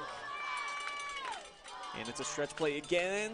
This time, Big Weckesser stop. able to get his big bare paws around him and sling him down for a loss all the way back to the 10. 7-yard negative play for the Bulldogs. If you needed a play, that was the time to get it for the Blue Devils. So it'll be 3rd and goal coming up here for Dalton. They're going to run this clock down, but even if they hold it to a field goal, it remains a 2-score game. So 1 play, maybe 2, just keep them out of the end zone here. You're still in this. Big down coming up as Pearson reshuffles the alignment. Hess motioning into the backfield. Siders to his right. They'll fake it to him. Looking, and a wide open receiver goes in for the score. Caden Russell with the Bulldog touchdown. Great play design. I think the pre-snap eye candy kind of took Danville's eyes off the prize. Yeah, that was a great play call there. Fake the handoff, just a little bit of a block. Tight end gets out there and scores. The junior with the V cut to the outside. And this to make it 21-2. Low snap, kick is up, and it is driven by Miller through. So 21-2. Okay, let's do this thing.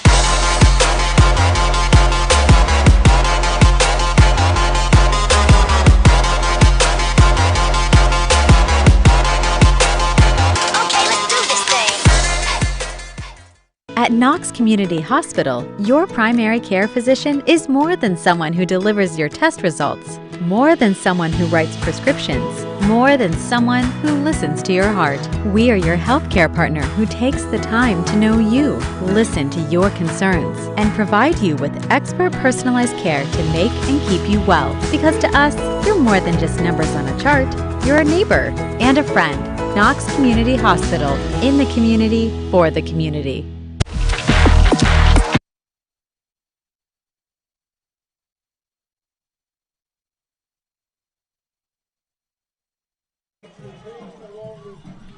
10-yard touchdown grab by Caden Russell has created some separation here in Dover as Dalton now leads by 19. And Danville's got a lot of work to do here on the return. It's Stevens. And he'll get corralled at the 39-yard line, so still 18 seconds to go for the Blue Devils. A chance to get maybe a snap or two off here before we roll over to quarter number 4. In just a 3-score game, we've seen crazy things happen, specifically with Danville in the postseason last year. The crazy endings they were a part of, so can't count them out just yet. But they need to be perfect the rest of the way. They have to score here, preferably quick, and then get a 3-and-out, get a quick stop. But first, they need to move the ball. They'll put it in the hands of the Lauder here on first down, and boy, what pursuit, knockdown in the backfield. Alex Hess, the first to come in, and then cleaned up on the backside by Trenton Hurt. And that will be the final play of quarter number 3 as we had some money time. 21 unanswered points by the Dalton Bulldogs. We'll see if Danville can come up with an answer.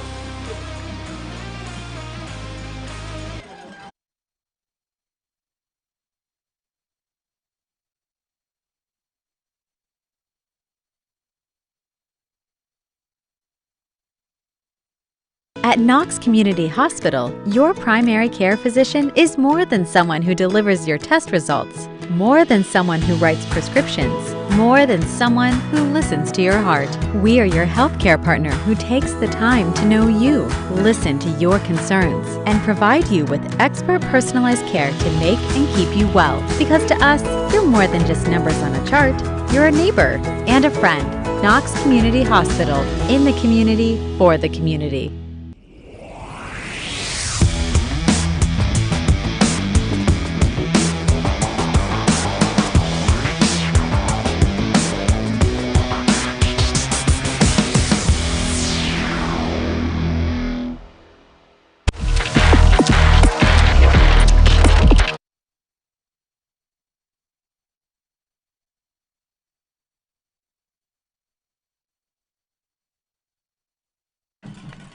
We have reached money time here in Dover.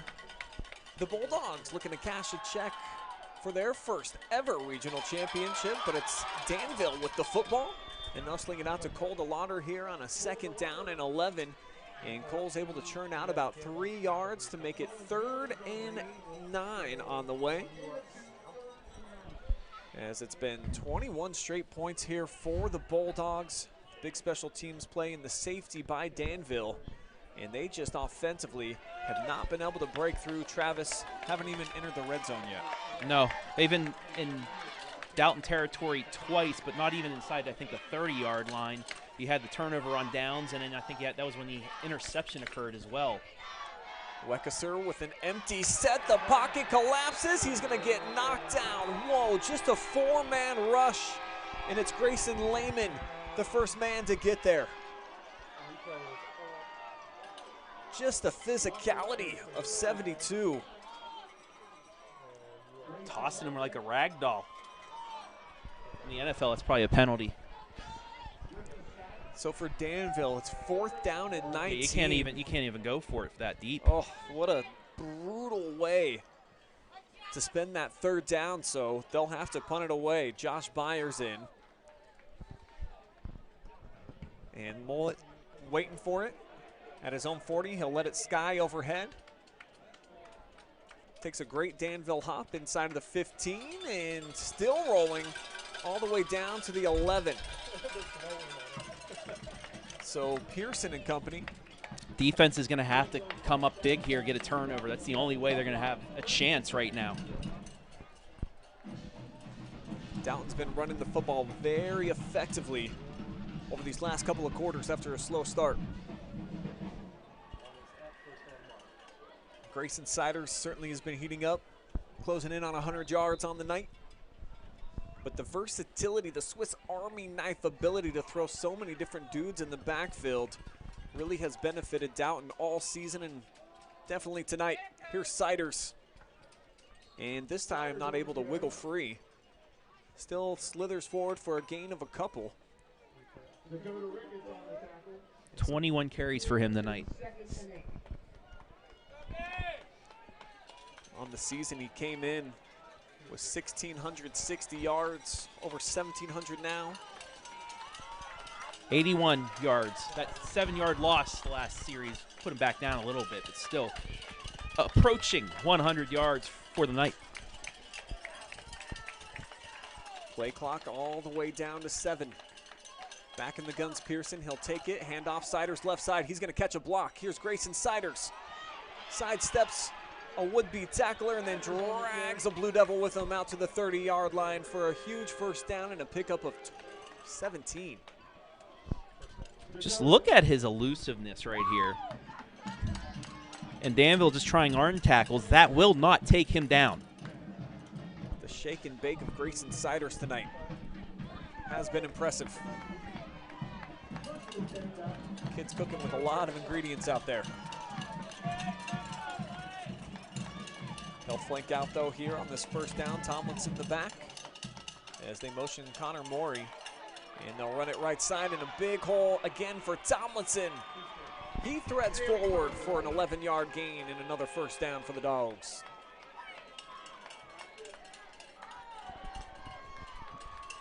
And it's just abusive up front for this Dalton offensive line. Danville so used to winning at the point of attack, having the second-level linebackers coming up and filling the gaps, and it's been a bit more physicality, I think, than some of their previous opponents so far during this tournament run. Yeah, and they're not wearing down like other teams as well. They're just continually just throwing it at you. Tomlinson again, the lone back, low snap. Pearson handles. And he shoots through Byers with the stop after a pickup of 3.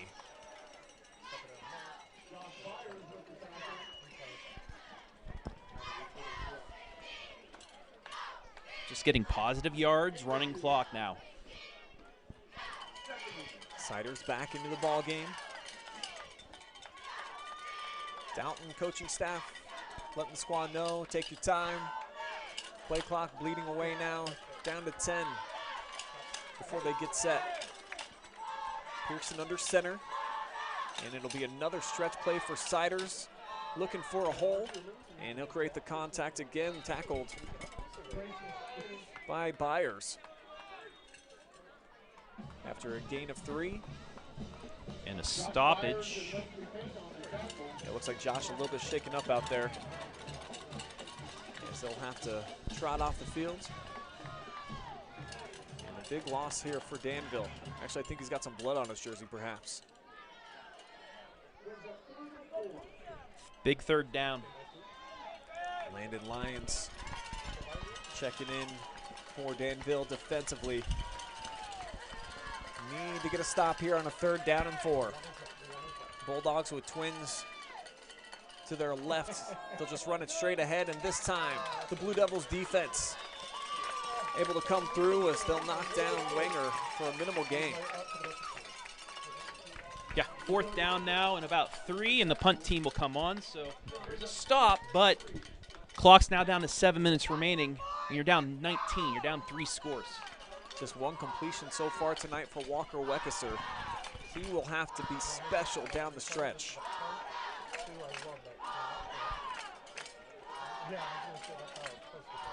Home fans calling for the Devils to come in, block this kick. That's how they've got their only points so far of the night.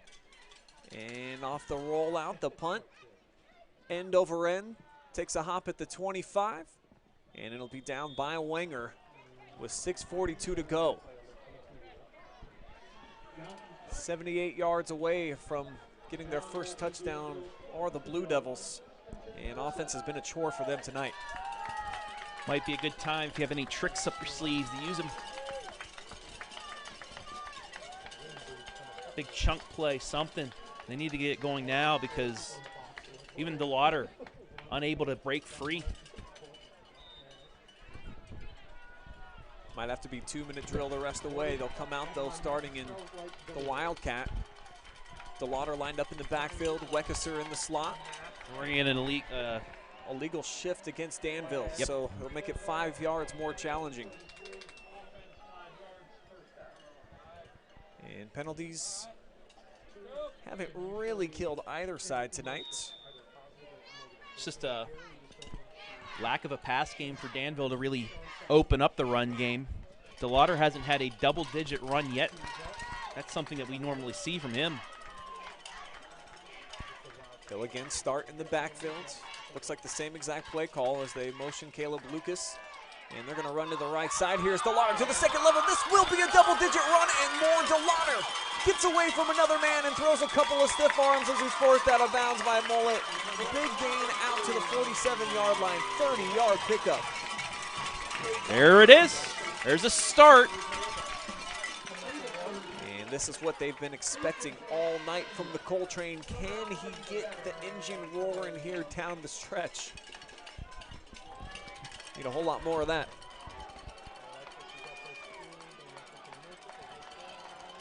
This time it's Braylon Kaufman that's back in there. And they'll keep it on the ground. It's Aiden Burke, who lined up at the quarterback position. So looks like Weckesser may be relegated to more of a receiver role. Now, if I'm correct, last year's Lucas game, he played as a wide receiver role. They had that wide receiver pass that gave them the lead late. That's absolutely right. Him to Max Payne. And vice versa.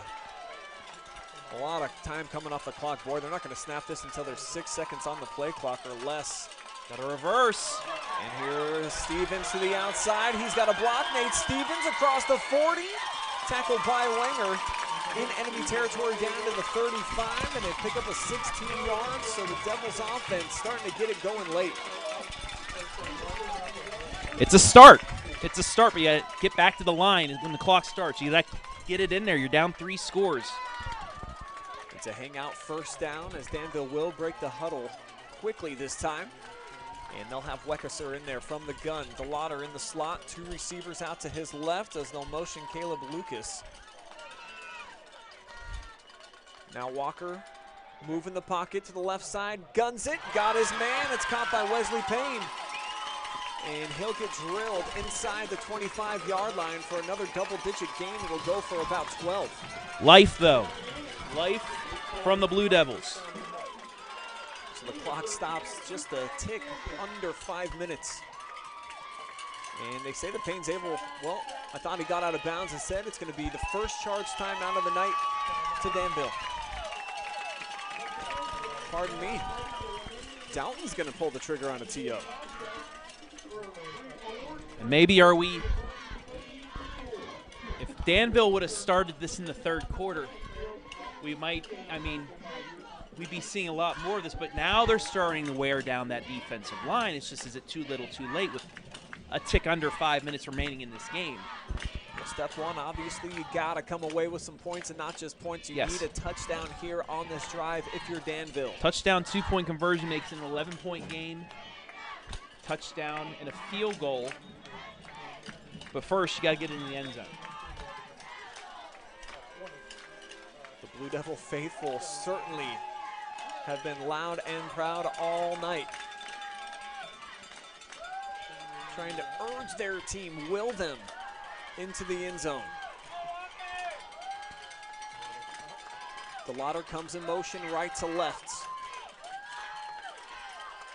Weckesser with an empty set. 4 men come. He's throwing to the end zone. It's a jump ball. DeLauder's got it. Touchdown, Danville. What a grab by Cole DeLauder. 50-50 ball, and the Coltrane says, choo-choo, don't mind if I do. Hey, okay. And how about Weckesser giving his guy a shot, putting it up into traffic. Both he and Mullet coming down with possession. Tie goes to the offensive player. And now they will go for 2 to try and make this an 11-point game. They'll give it to DeLauder right side, and he gets submarined. He's going to get knocked down at the 1-yard line, so the conversion is not successful. The score remains 21-8, but Danville showing some signs of life with their first scoring drive since the second. Okay, let's do this thing.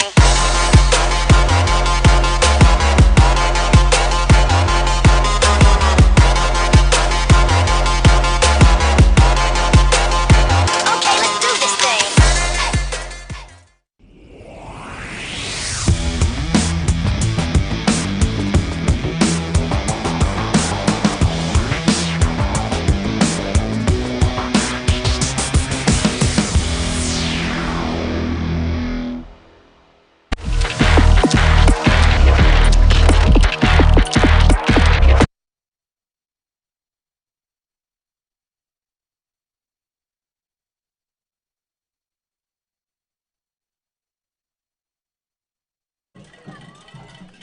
23-yard touchdown grab by Cole DeLauder has awoken the Blue Devil cheering section and certainly the Danville offense as they're lining up to kick it away. And we see an onside? Will we see the McAfee? The straight down the middle, recovered by the... Nope. And we're going to get offsides. An early start. So that's going to back things up. Got Javier Sica Gonzalez in there trying to make the kick. He must be their onside specialist. So they'll back it up 5 yards and we'll try it again.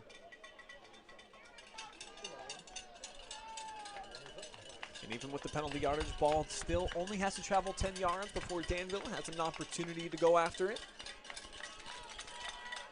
As the hands team out front here for Dalton. 5 spread across the board. We'll see where Sica Gonzalez likes to kick this one. Looking to his right, and he just completely whiffs on it. And Grayson Sider's heads-up play just comes in, and he's able to dive on it all the way at the Danville 36-yard line. So phenomenal field position for the Bulldogs, who with a couple of first downs can really salt away this football game. At first, onside kick had some life to it, but the penalty, and then I think he just overthought. Hit it way too far off the side. It spun and went 2 yards. A lot of pressure for the junior kicker that time. And the Bulldogs, they can smell that state Final Four. Looking to add a regional championship trophy. And Dalton's going to call a timeout. Coach is not happy over there. Not the personnel that they wanted. Head coach Brock Dial had a lot of success here of late. Done a great job piecing together this program and building an identity. You see what that is, physical football up at the point of attack, but they really allow these running backs opportunities to pick angles, go after some gaps. Grayson Sider's probably the best example that we have of that in the area. It's stretch play after stretch play just about every single time 23 gets the ball in his hands, and he's done some crazy damage the entire season. Yeah, this is money time. Give it to your money player. Let him ice this first ever regional championship for Dalton. First down from the 36, and they'll spread it out. 3 wide here to the near side, and it's going to be a low snap. Pearson taking it all the way, and Danville ready for it. A flag comes in right at the end. Didn't look like there was a whole lot there, as it was Briar Bosart with the tackle.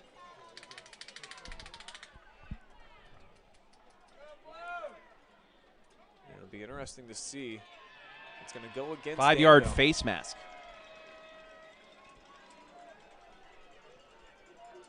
So low snap, Pearson goes left. Can't see it from that angle.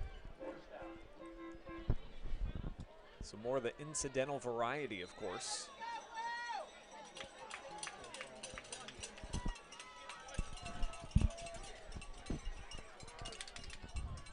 So they'll actually replay the down, and it'll be first down and 5. And the clock running. Quick snap. And Ball's on the ground. Oh, I think a big face mask, though, here. Looked like Byers got a big chunk of it that time. So Pearson had his neck contorted back. Yeesh.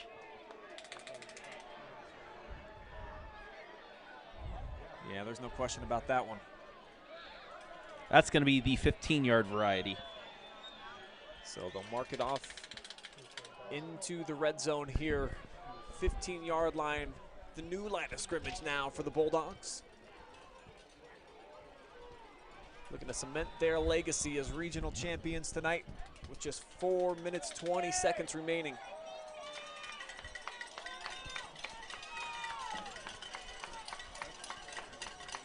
That was just Danville trying to strip the ball, got hand a little bit too high there, and all Siders needs to do now is just hold on to the ball. They're deep enough in Danville territory with the run clock running down that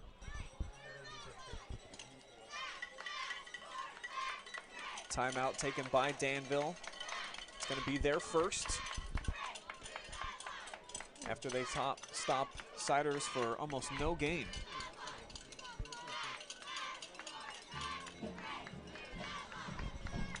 And do want to say thank you to all of our amazing sponsors coming together, bringing you this live audio cast. When we found out late last night that OHSAA was going to have the exclusive rights to the video, which we had planning to do, we came together, got a lot of you guys to jump on board, so kudos to each and every one of the sponsors, allowing you guys to keep up with this Region 25 championship game, and it has been a heavyweight fight.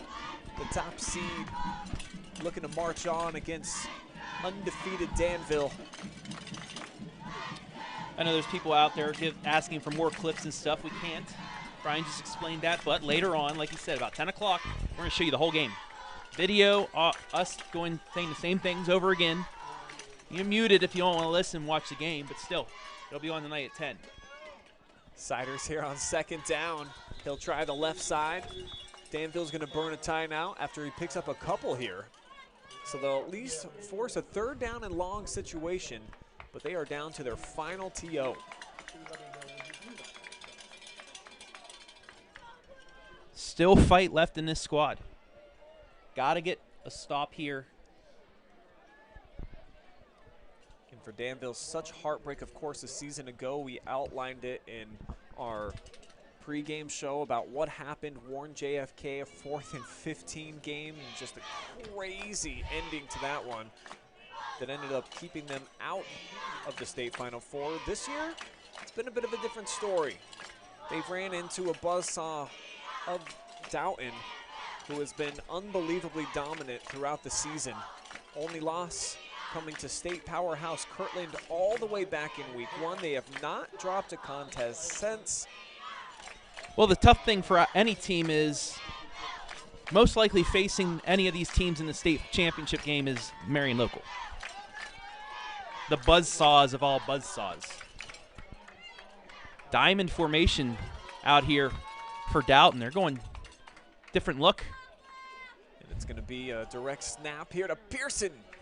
And he's going to get a yard, I think. Just clocks right at about the 11-yard line. Final timeout taken by Danville. And a Blue Devils defense that has not forced a takeaway tonight. They had 30 of them coming into the game. And I think that's been kind of a big storyline here against the Dalton team that only gives up 11 points per contest and holding the Blue Devils below that so far. Yeah, and you know, you got to go back to that kick return to start the second half. That's Big pretty momentum. much the difference right now, because that led to that touchdown. That and the third down tight end score. 2 plays that really changed the complexion of this one. But it will be a 4th down and 6. And a decision to be made here. It looks like they're going to kick. It's going to be a field goal attempt. So 27-yarder. And a chance to kind of ice this here for Cade Miller. Bad snap. Mullet Still gets got it it off. down, and it's drilled. And they're going to get a running into the kicker penalty, and I think that's going to be a first down. Running's going to be 5 yards. Yeah, it'll be interesting to see if they elect to take the points off the board, Travis, because at 24-8, I guess still a 16-point game, 2 scores. The Danville defense is still staying out there, but it looks like Dalton, they're going to go ahead and take the points. So they'll extend their cushion out to a couple touchdowns, 2 two-point conversions, but in some ways does leave the door ajar here for Danville. Yeah. There's still, the door's just a little bit open, but Danville's got to have to score quick, no timeouts. Pretty much have to move the chains on every player, get out of bounds. Over 700 people watching, well, listening to us right now. There's still some visuals up there. There's some visuals that we're allowed to do, but yeah, big shout out to our production team and Adam Thompson for whipping this up. It really is something that we didn't have a whole lot of time to piece together. No. So And internet issues, I know everybody media-wise having internet issues. We're going off of Brian's hotspot right now, and it's working. So yep, shout out Verizon. Don't want to knock on wood right now so it doesn't screw up or anything like that in the last 3:45, but yeah, hearing ramblings that this is one of the few things that are getting out from this football field tonight. And we'll get a full video, full regular live stream, well, not live stream, but stream at 10 o'clock of this one. So after the penalty yardage, Bulldogs kicking off in enemy territory, but they'll shoot it out of the back of the end zone.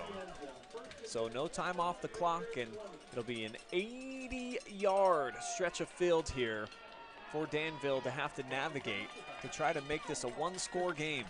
Once again, got that bag of tricks. Maybe pull something out right here. You might want to have an ace, 2, or the whole 4-pack up your sleeve. We'll see what Coach Bloom and the staff have been able to develop. But they did have a good offensive drive. It was a quick drive, too, last time. They need to do that again. They need to get that pass game going. And they need DeLauder to be DeLauder. Bulldogs show 8 up at the line of scrimmage, as it looks like it's going to be a throwback, and this will go over the head. They wanted DeLauder out of the backfield on a little chair route, but the pressure came. Yeah, Weckesser was just right here at the last second. He just, nothing he could do. And as he's falling to the ground, he just gets it off. Defensive front of Heatwole and Lehman and company, they have been superb tonight. Colin Jones as well, one of the captains. Empty set this time, quick pitch and catch to the outside, a couple of blocks set up. Still on his feet, got out of bounds. I think it's first down. So Caleb Lucas with a whole bunch of determination, and just over 10 yards will get the chain gang on the move. But more importantly, as Travis alluded to, clock stops as he gets out of bounds. Lucas's first catch, the first team KMAC and Central District player on the defensive side. Just one deep safety here for the Dogs. That's Jace Everly. So a chance to hit a big play in the pass game. Weckesser moves Great the pocket ball. On the money. What a dime. And it's squeezed that time by Nate Stevens. Another first down. Danville trying to get up the line of scrimmage quickly. The clock, of course, will stop with the first down, but as soon as it's set, it will wind. Referee still hasn't winded it yet. Now he will, so great job by Danville. Get back to the line. They're only going to take about 4 seconds off before they snapped it. Pressure up the middle. That's gonna Weckesser be picked. unloads it, and it's right into the hands of Cade Mullet. He'll take a knee. Vastly overthrown there for Caleb Lucas, trying to give him a chance. And that should put a bow on this contest. Yeah, I think that was just miscommunication, too. Lucas, I think, stopped his route to turn. He seemed with his arms out.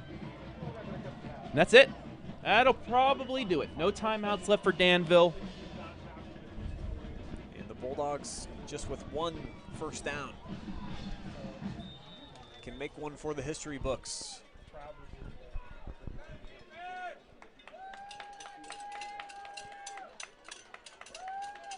Here comes Pearson under center, turns hands off. Siders with a head of steam. Boy, what a cut to the second level, throws a stiff arm, pushes Stevens off of him, and it's a foot race. 30, 20, 10, goodbye. 75-yard house call and a cherry on top for Siders and the Bulldogs. Oh, that's the game. What a run.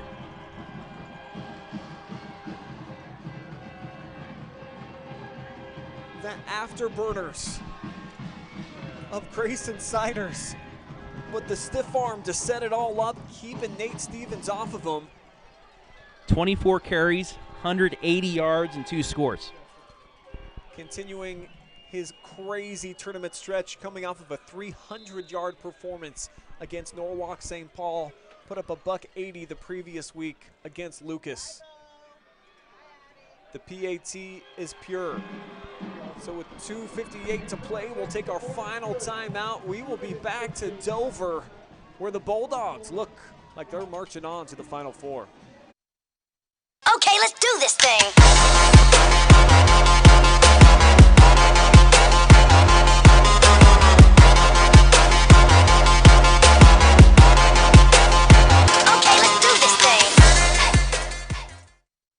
At the Killbuck Savings Bank, you can expect great products and service from a fellow Knox County Chamber member. Now offering premier card processing solutions and services, ensuring the business owners understand their credit card processing fees. We have a wide selection of card processing solutions that provide lower fees, faster payment, additional security, exceptional marketing features, and help to improve your business operations and customer experience.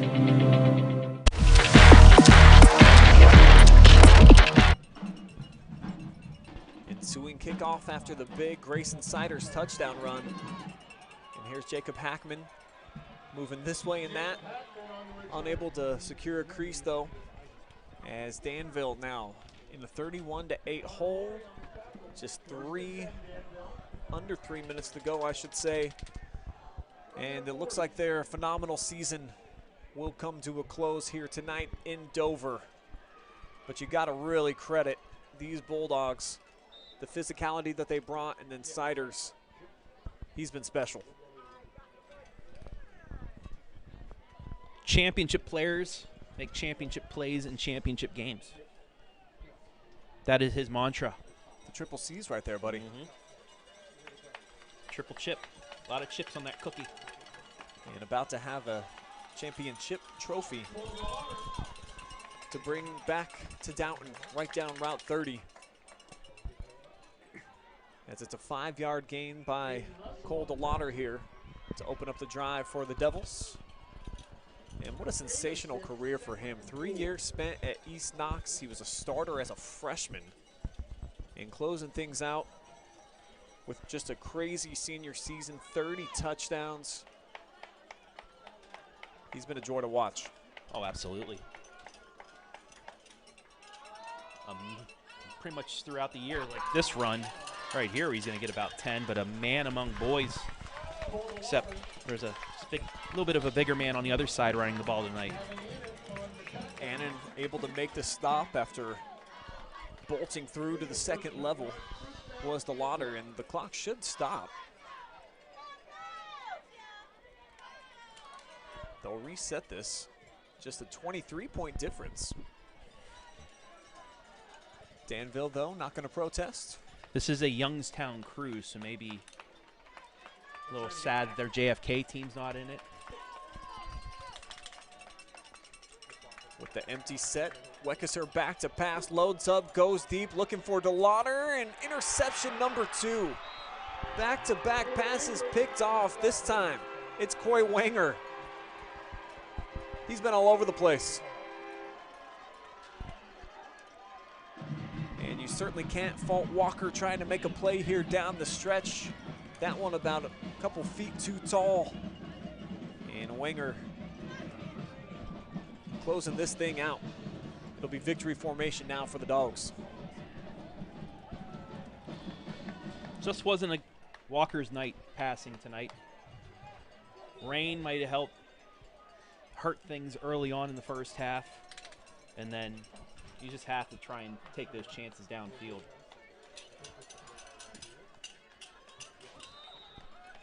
Pearson will kneel it down here on first. Just have to do it a couple of more times. As the Dalton Bulldogs, for the first time in program history, are about to be advancing to state competition. And their student section believes that they have won. In a minute and 10 seconds, that will be the case. I always say it's just a shame that Marion Local and Kirtland are in D6 and D7 because that's usually the buzzsaws you have to go through. But hey, you never know. Lucas Cubs nearly pulled one off a couple years ago with a stud running back and some line. So we'll see. I think Dalton's the best chance to go up against the Marion Local with what they just have. We'll just keep it here as they wrap things up. And we will show you guys the trophy presentations, of course. We'll have live coverage of that. But it's just the Bulldogs' night as they continue their winning streak. 12 straight now for Dalton. And the first loss of the campaign for the Danville Blue Devils after a 13-0 run.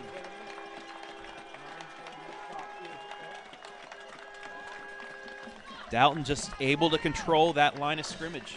They won the trenches this time. You can already see the emotion on both sides for the Blue Devils.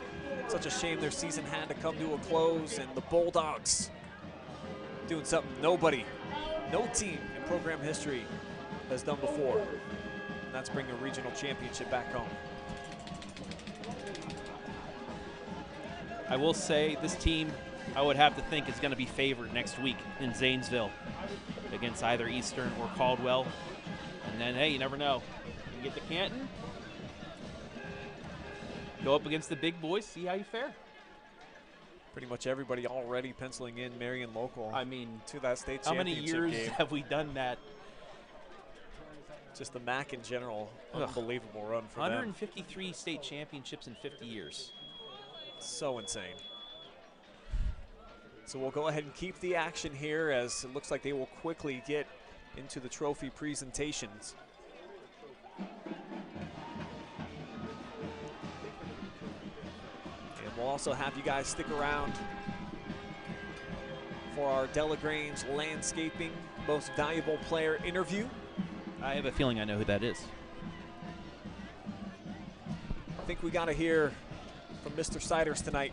24 carries, $180, 2 scores. Yeah. And some Devils Jacks for Danville. For regional runners-up, they get a trophy. They're going to go home as an Elite 8 participant for the second straight year. Yeah, they've certainly been an KMAC impressive champs crew to follow all season long. Just so many weapons. You certainly can never hang your hat, or your head, I should say, if you get this deep into the postseason. Only one team, and one team only, in the entire state gets to call themselves state champions. And so, potentially even for Dalton, there will be that day that comes up here in the next couple of weeks. But for now, a lot of smiles, as they've just made program history.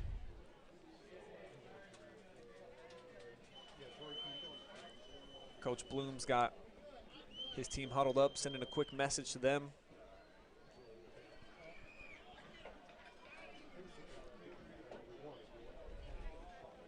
And what a job he's done. Just his second season now at Danville. Back-to-back regional championship appearances. Really young guy, and has motivated these young dudes to want to work hard in the offseason. You know, if you thought they had a chip on their shoulder from last year, you imagine that thing's even got to swell up for this junior class and some of the younger kids that have gotten their opportunities to be a part of this as well.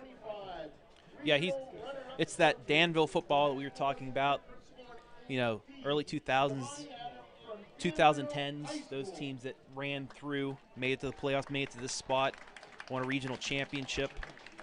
He's brought that back to Danville, and, you know, it is, you know, it's a bummer the way they finish, but they do finish one of the final 8 teams in the state. And as much as it's a bummer for the kids in the Blue Devil jerseys, it's equal enjoyment for the Bulldogs tonight, as they have just earned a regional championship. Congratulations to the Bulldogs, making history. And a huge performance tonight, 31-8 against this Danville team. I don't think they probably even saw this type of differential coming. It was just, they were able to make plays in that first half, and then they ran the ball like they've done all year. The student athletes, their schools, in the Ohio High School Athletic Association appreciate your support of high school athletics. Please exit the stadium at this So, Dalton, they get to practice on Thanksgiving.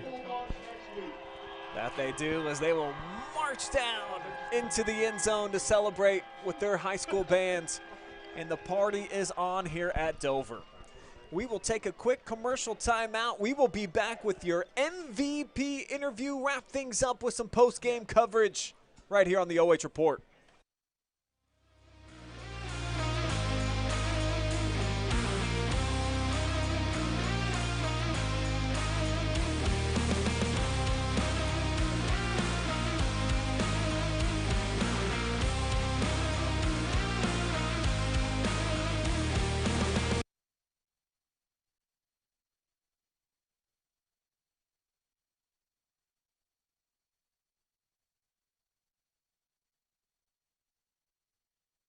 Okay, let's do this thing.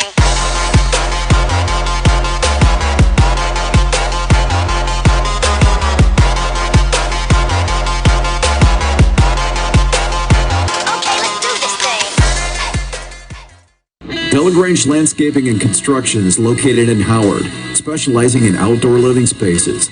Get a free quote on decks, patios, fireplaces, outdoor kitchens, fire pits, and docks. Delagrange Landscaping, serving Apple Valley and the surrounding areas. For a free quote on your outdoor living space, call Delagrange Landscaping at 740-627-0543. Again, that's 740-627-0543. At the Killbuck Savings Bank, you can expect great products and service from a fellow Knox County Chamber member. Now offering premier card processing solutions and services, ensuring the business owners understand their credit card processing fees. We have a wide selection of card processing solutions that provide lower fees, faster payment, additional security, exceptional marketing features, and help to improve your business operations and customer experience. At Knox Community Hospital, your primary care physician is more than someone who delivers your test results, more than someone who writes prescriptions, more than someone who listens to your heart. We are your healthcare partner who takes the time to know you, listen to your concerns, and provide you with expert personalized care to make and keep you well. Because to us, you're more than just numbers on a chart. You're a neighbor and a friend. Knox Community Hospital, in the community, for the community.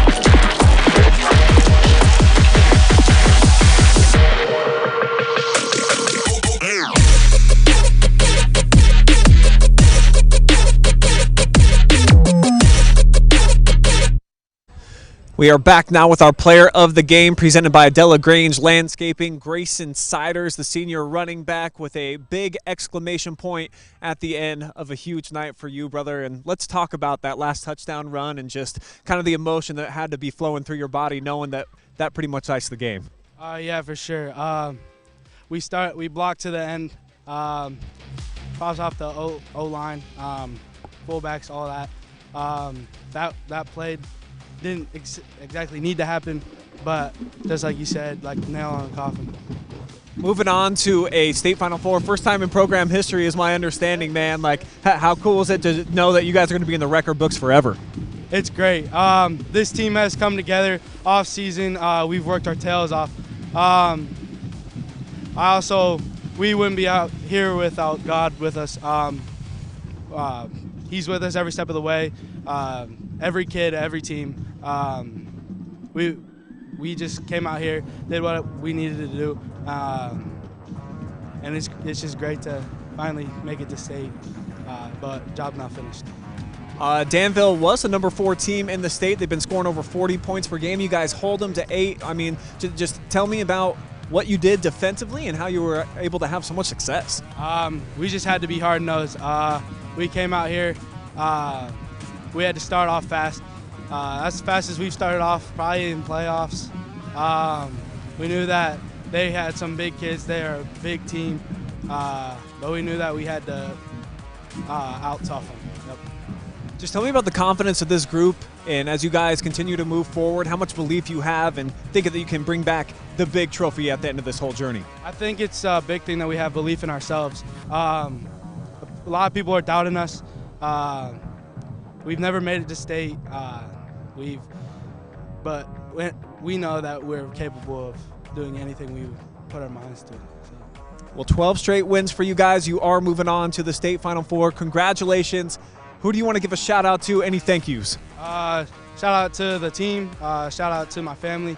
Shout out to everybody that traveled out here tonight. And most of all, our Lord and Savior Jesus Christ. All right, Grayson Siders, our Delagrange Landscaping MVP. Go celebrate, brother. Job well done.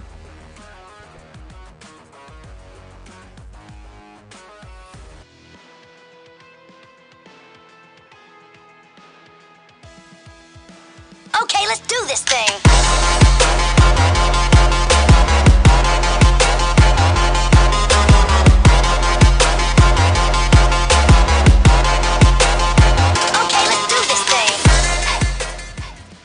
Delagrange Landscaping and Construction is located in Howard, specializing in outdoor living spaces. Get a free quote on decks, patios, fireplaces, outdoor kitchens, fire pits, and docks. Delagrange Landscaping, serving Apple Valley and the surrounding areas. For a free quote on your outdoor living space, call Delagrange Landscaping at 740-627-0543. Again, that's 740-627-0543. At the Killbuck Savings Bank, you can expect great products and service from a fellow Knox County Chamber member. Now offering premier card processing solutions and services, ensuring the business owners understand their credit card processing fees. We have a wide selection of card processing solutions that provide lower fees, faster payment, additional security, exceptional marketing features, and help to improve your business operations and customer experience. At Knox Community Hospital, your primary care physician is more than someone who delivers your test results, more than someone who writes prescriptions, more than someone who listens to your heart. We are your healthcare partner who takes the time to know you, listen to your concerns, and provide you with expert personalized care to make and keep you well. Because to us, you're more than just numbers on a chart. You're a neighbor and a friend. Knox Community Hospital, in the community, for the community.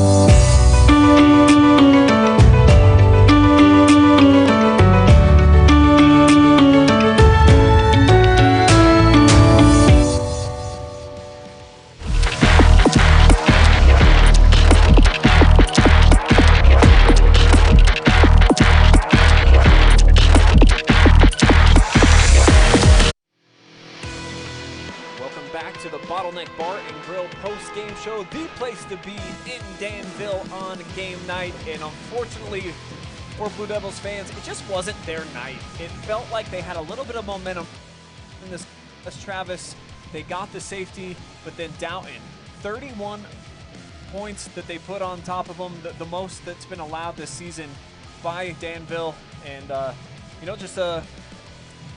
it just felt like they never found a groove.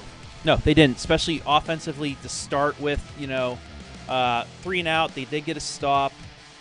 Only, 3 first downs in that first half. They did get the block punt, had a little bit of life, but then, Dalton just took over with that run game. They have a very, very good run game, a very, very good offensive line, defensive line. They stayed in their lanes. They really controlled Coldwater until the last couple of drives where he got close to 100 yards to finish. But just complete domination by Dalton from maybe the last 3 minutes of the first quarter on. Yeah, and you see the gaudy rushing totals. That's what they've been doing basically on average throughout the entire course of the season. You just don't expect against a team of Danville's caliber that you'd be able to run it for about 3 bills on the night. They were able to throw it just enough to try to keep Danville guessing about their offensive play call, but at the end of the night, it was about that big offensive front, certainly Grayson Siders, and then a couple of big plays here and there in the passing attack and elsewhere. So the Bulldogs, they're moving on, and after you heard from Grayson, this is a team that's got a lot of belief in themselves, and they're heading in to the state Final Four for the first time ever with a ton of momentum and just feeling like they might have what it takes to try to get all the way to Canton.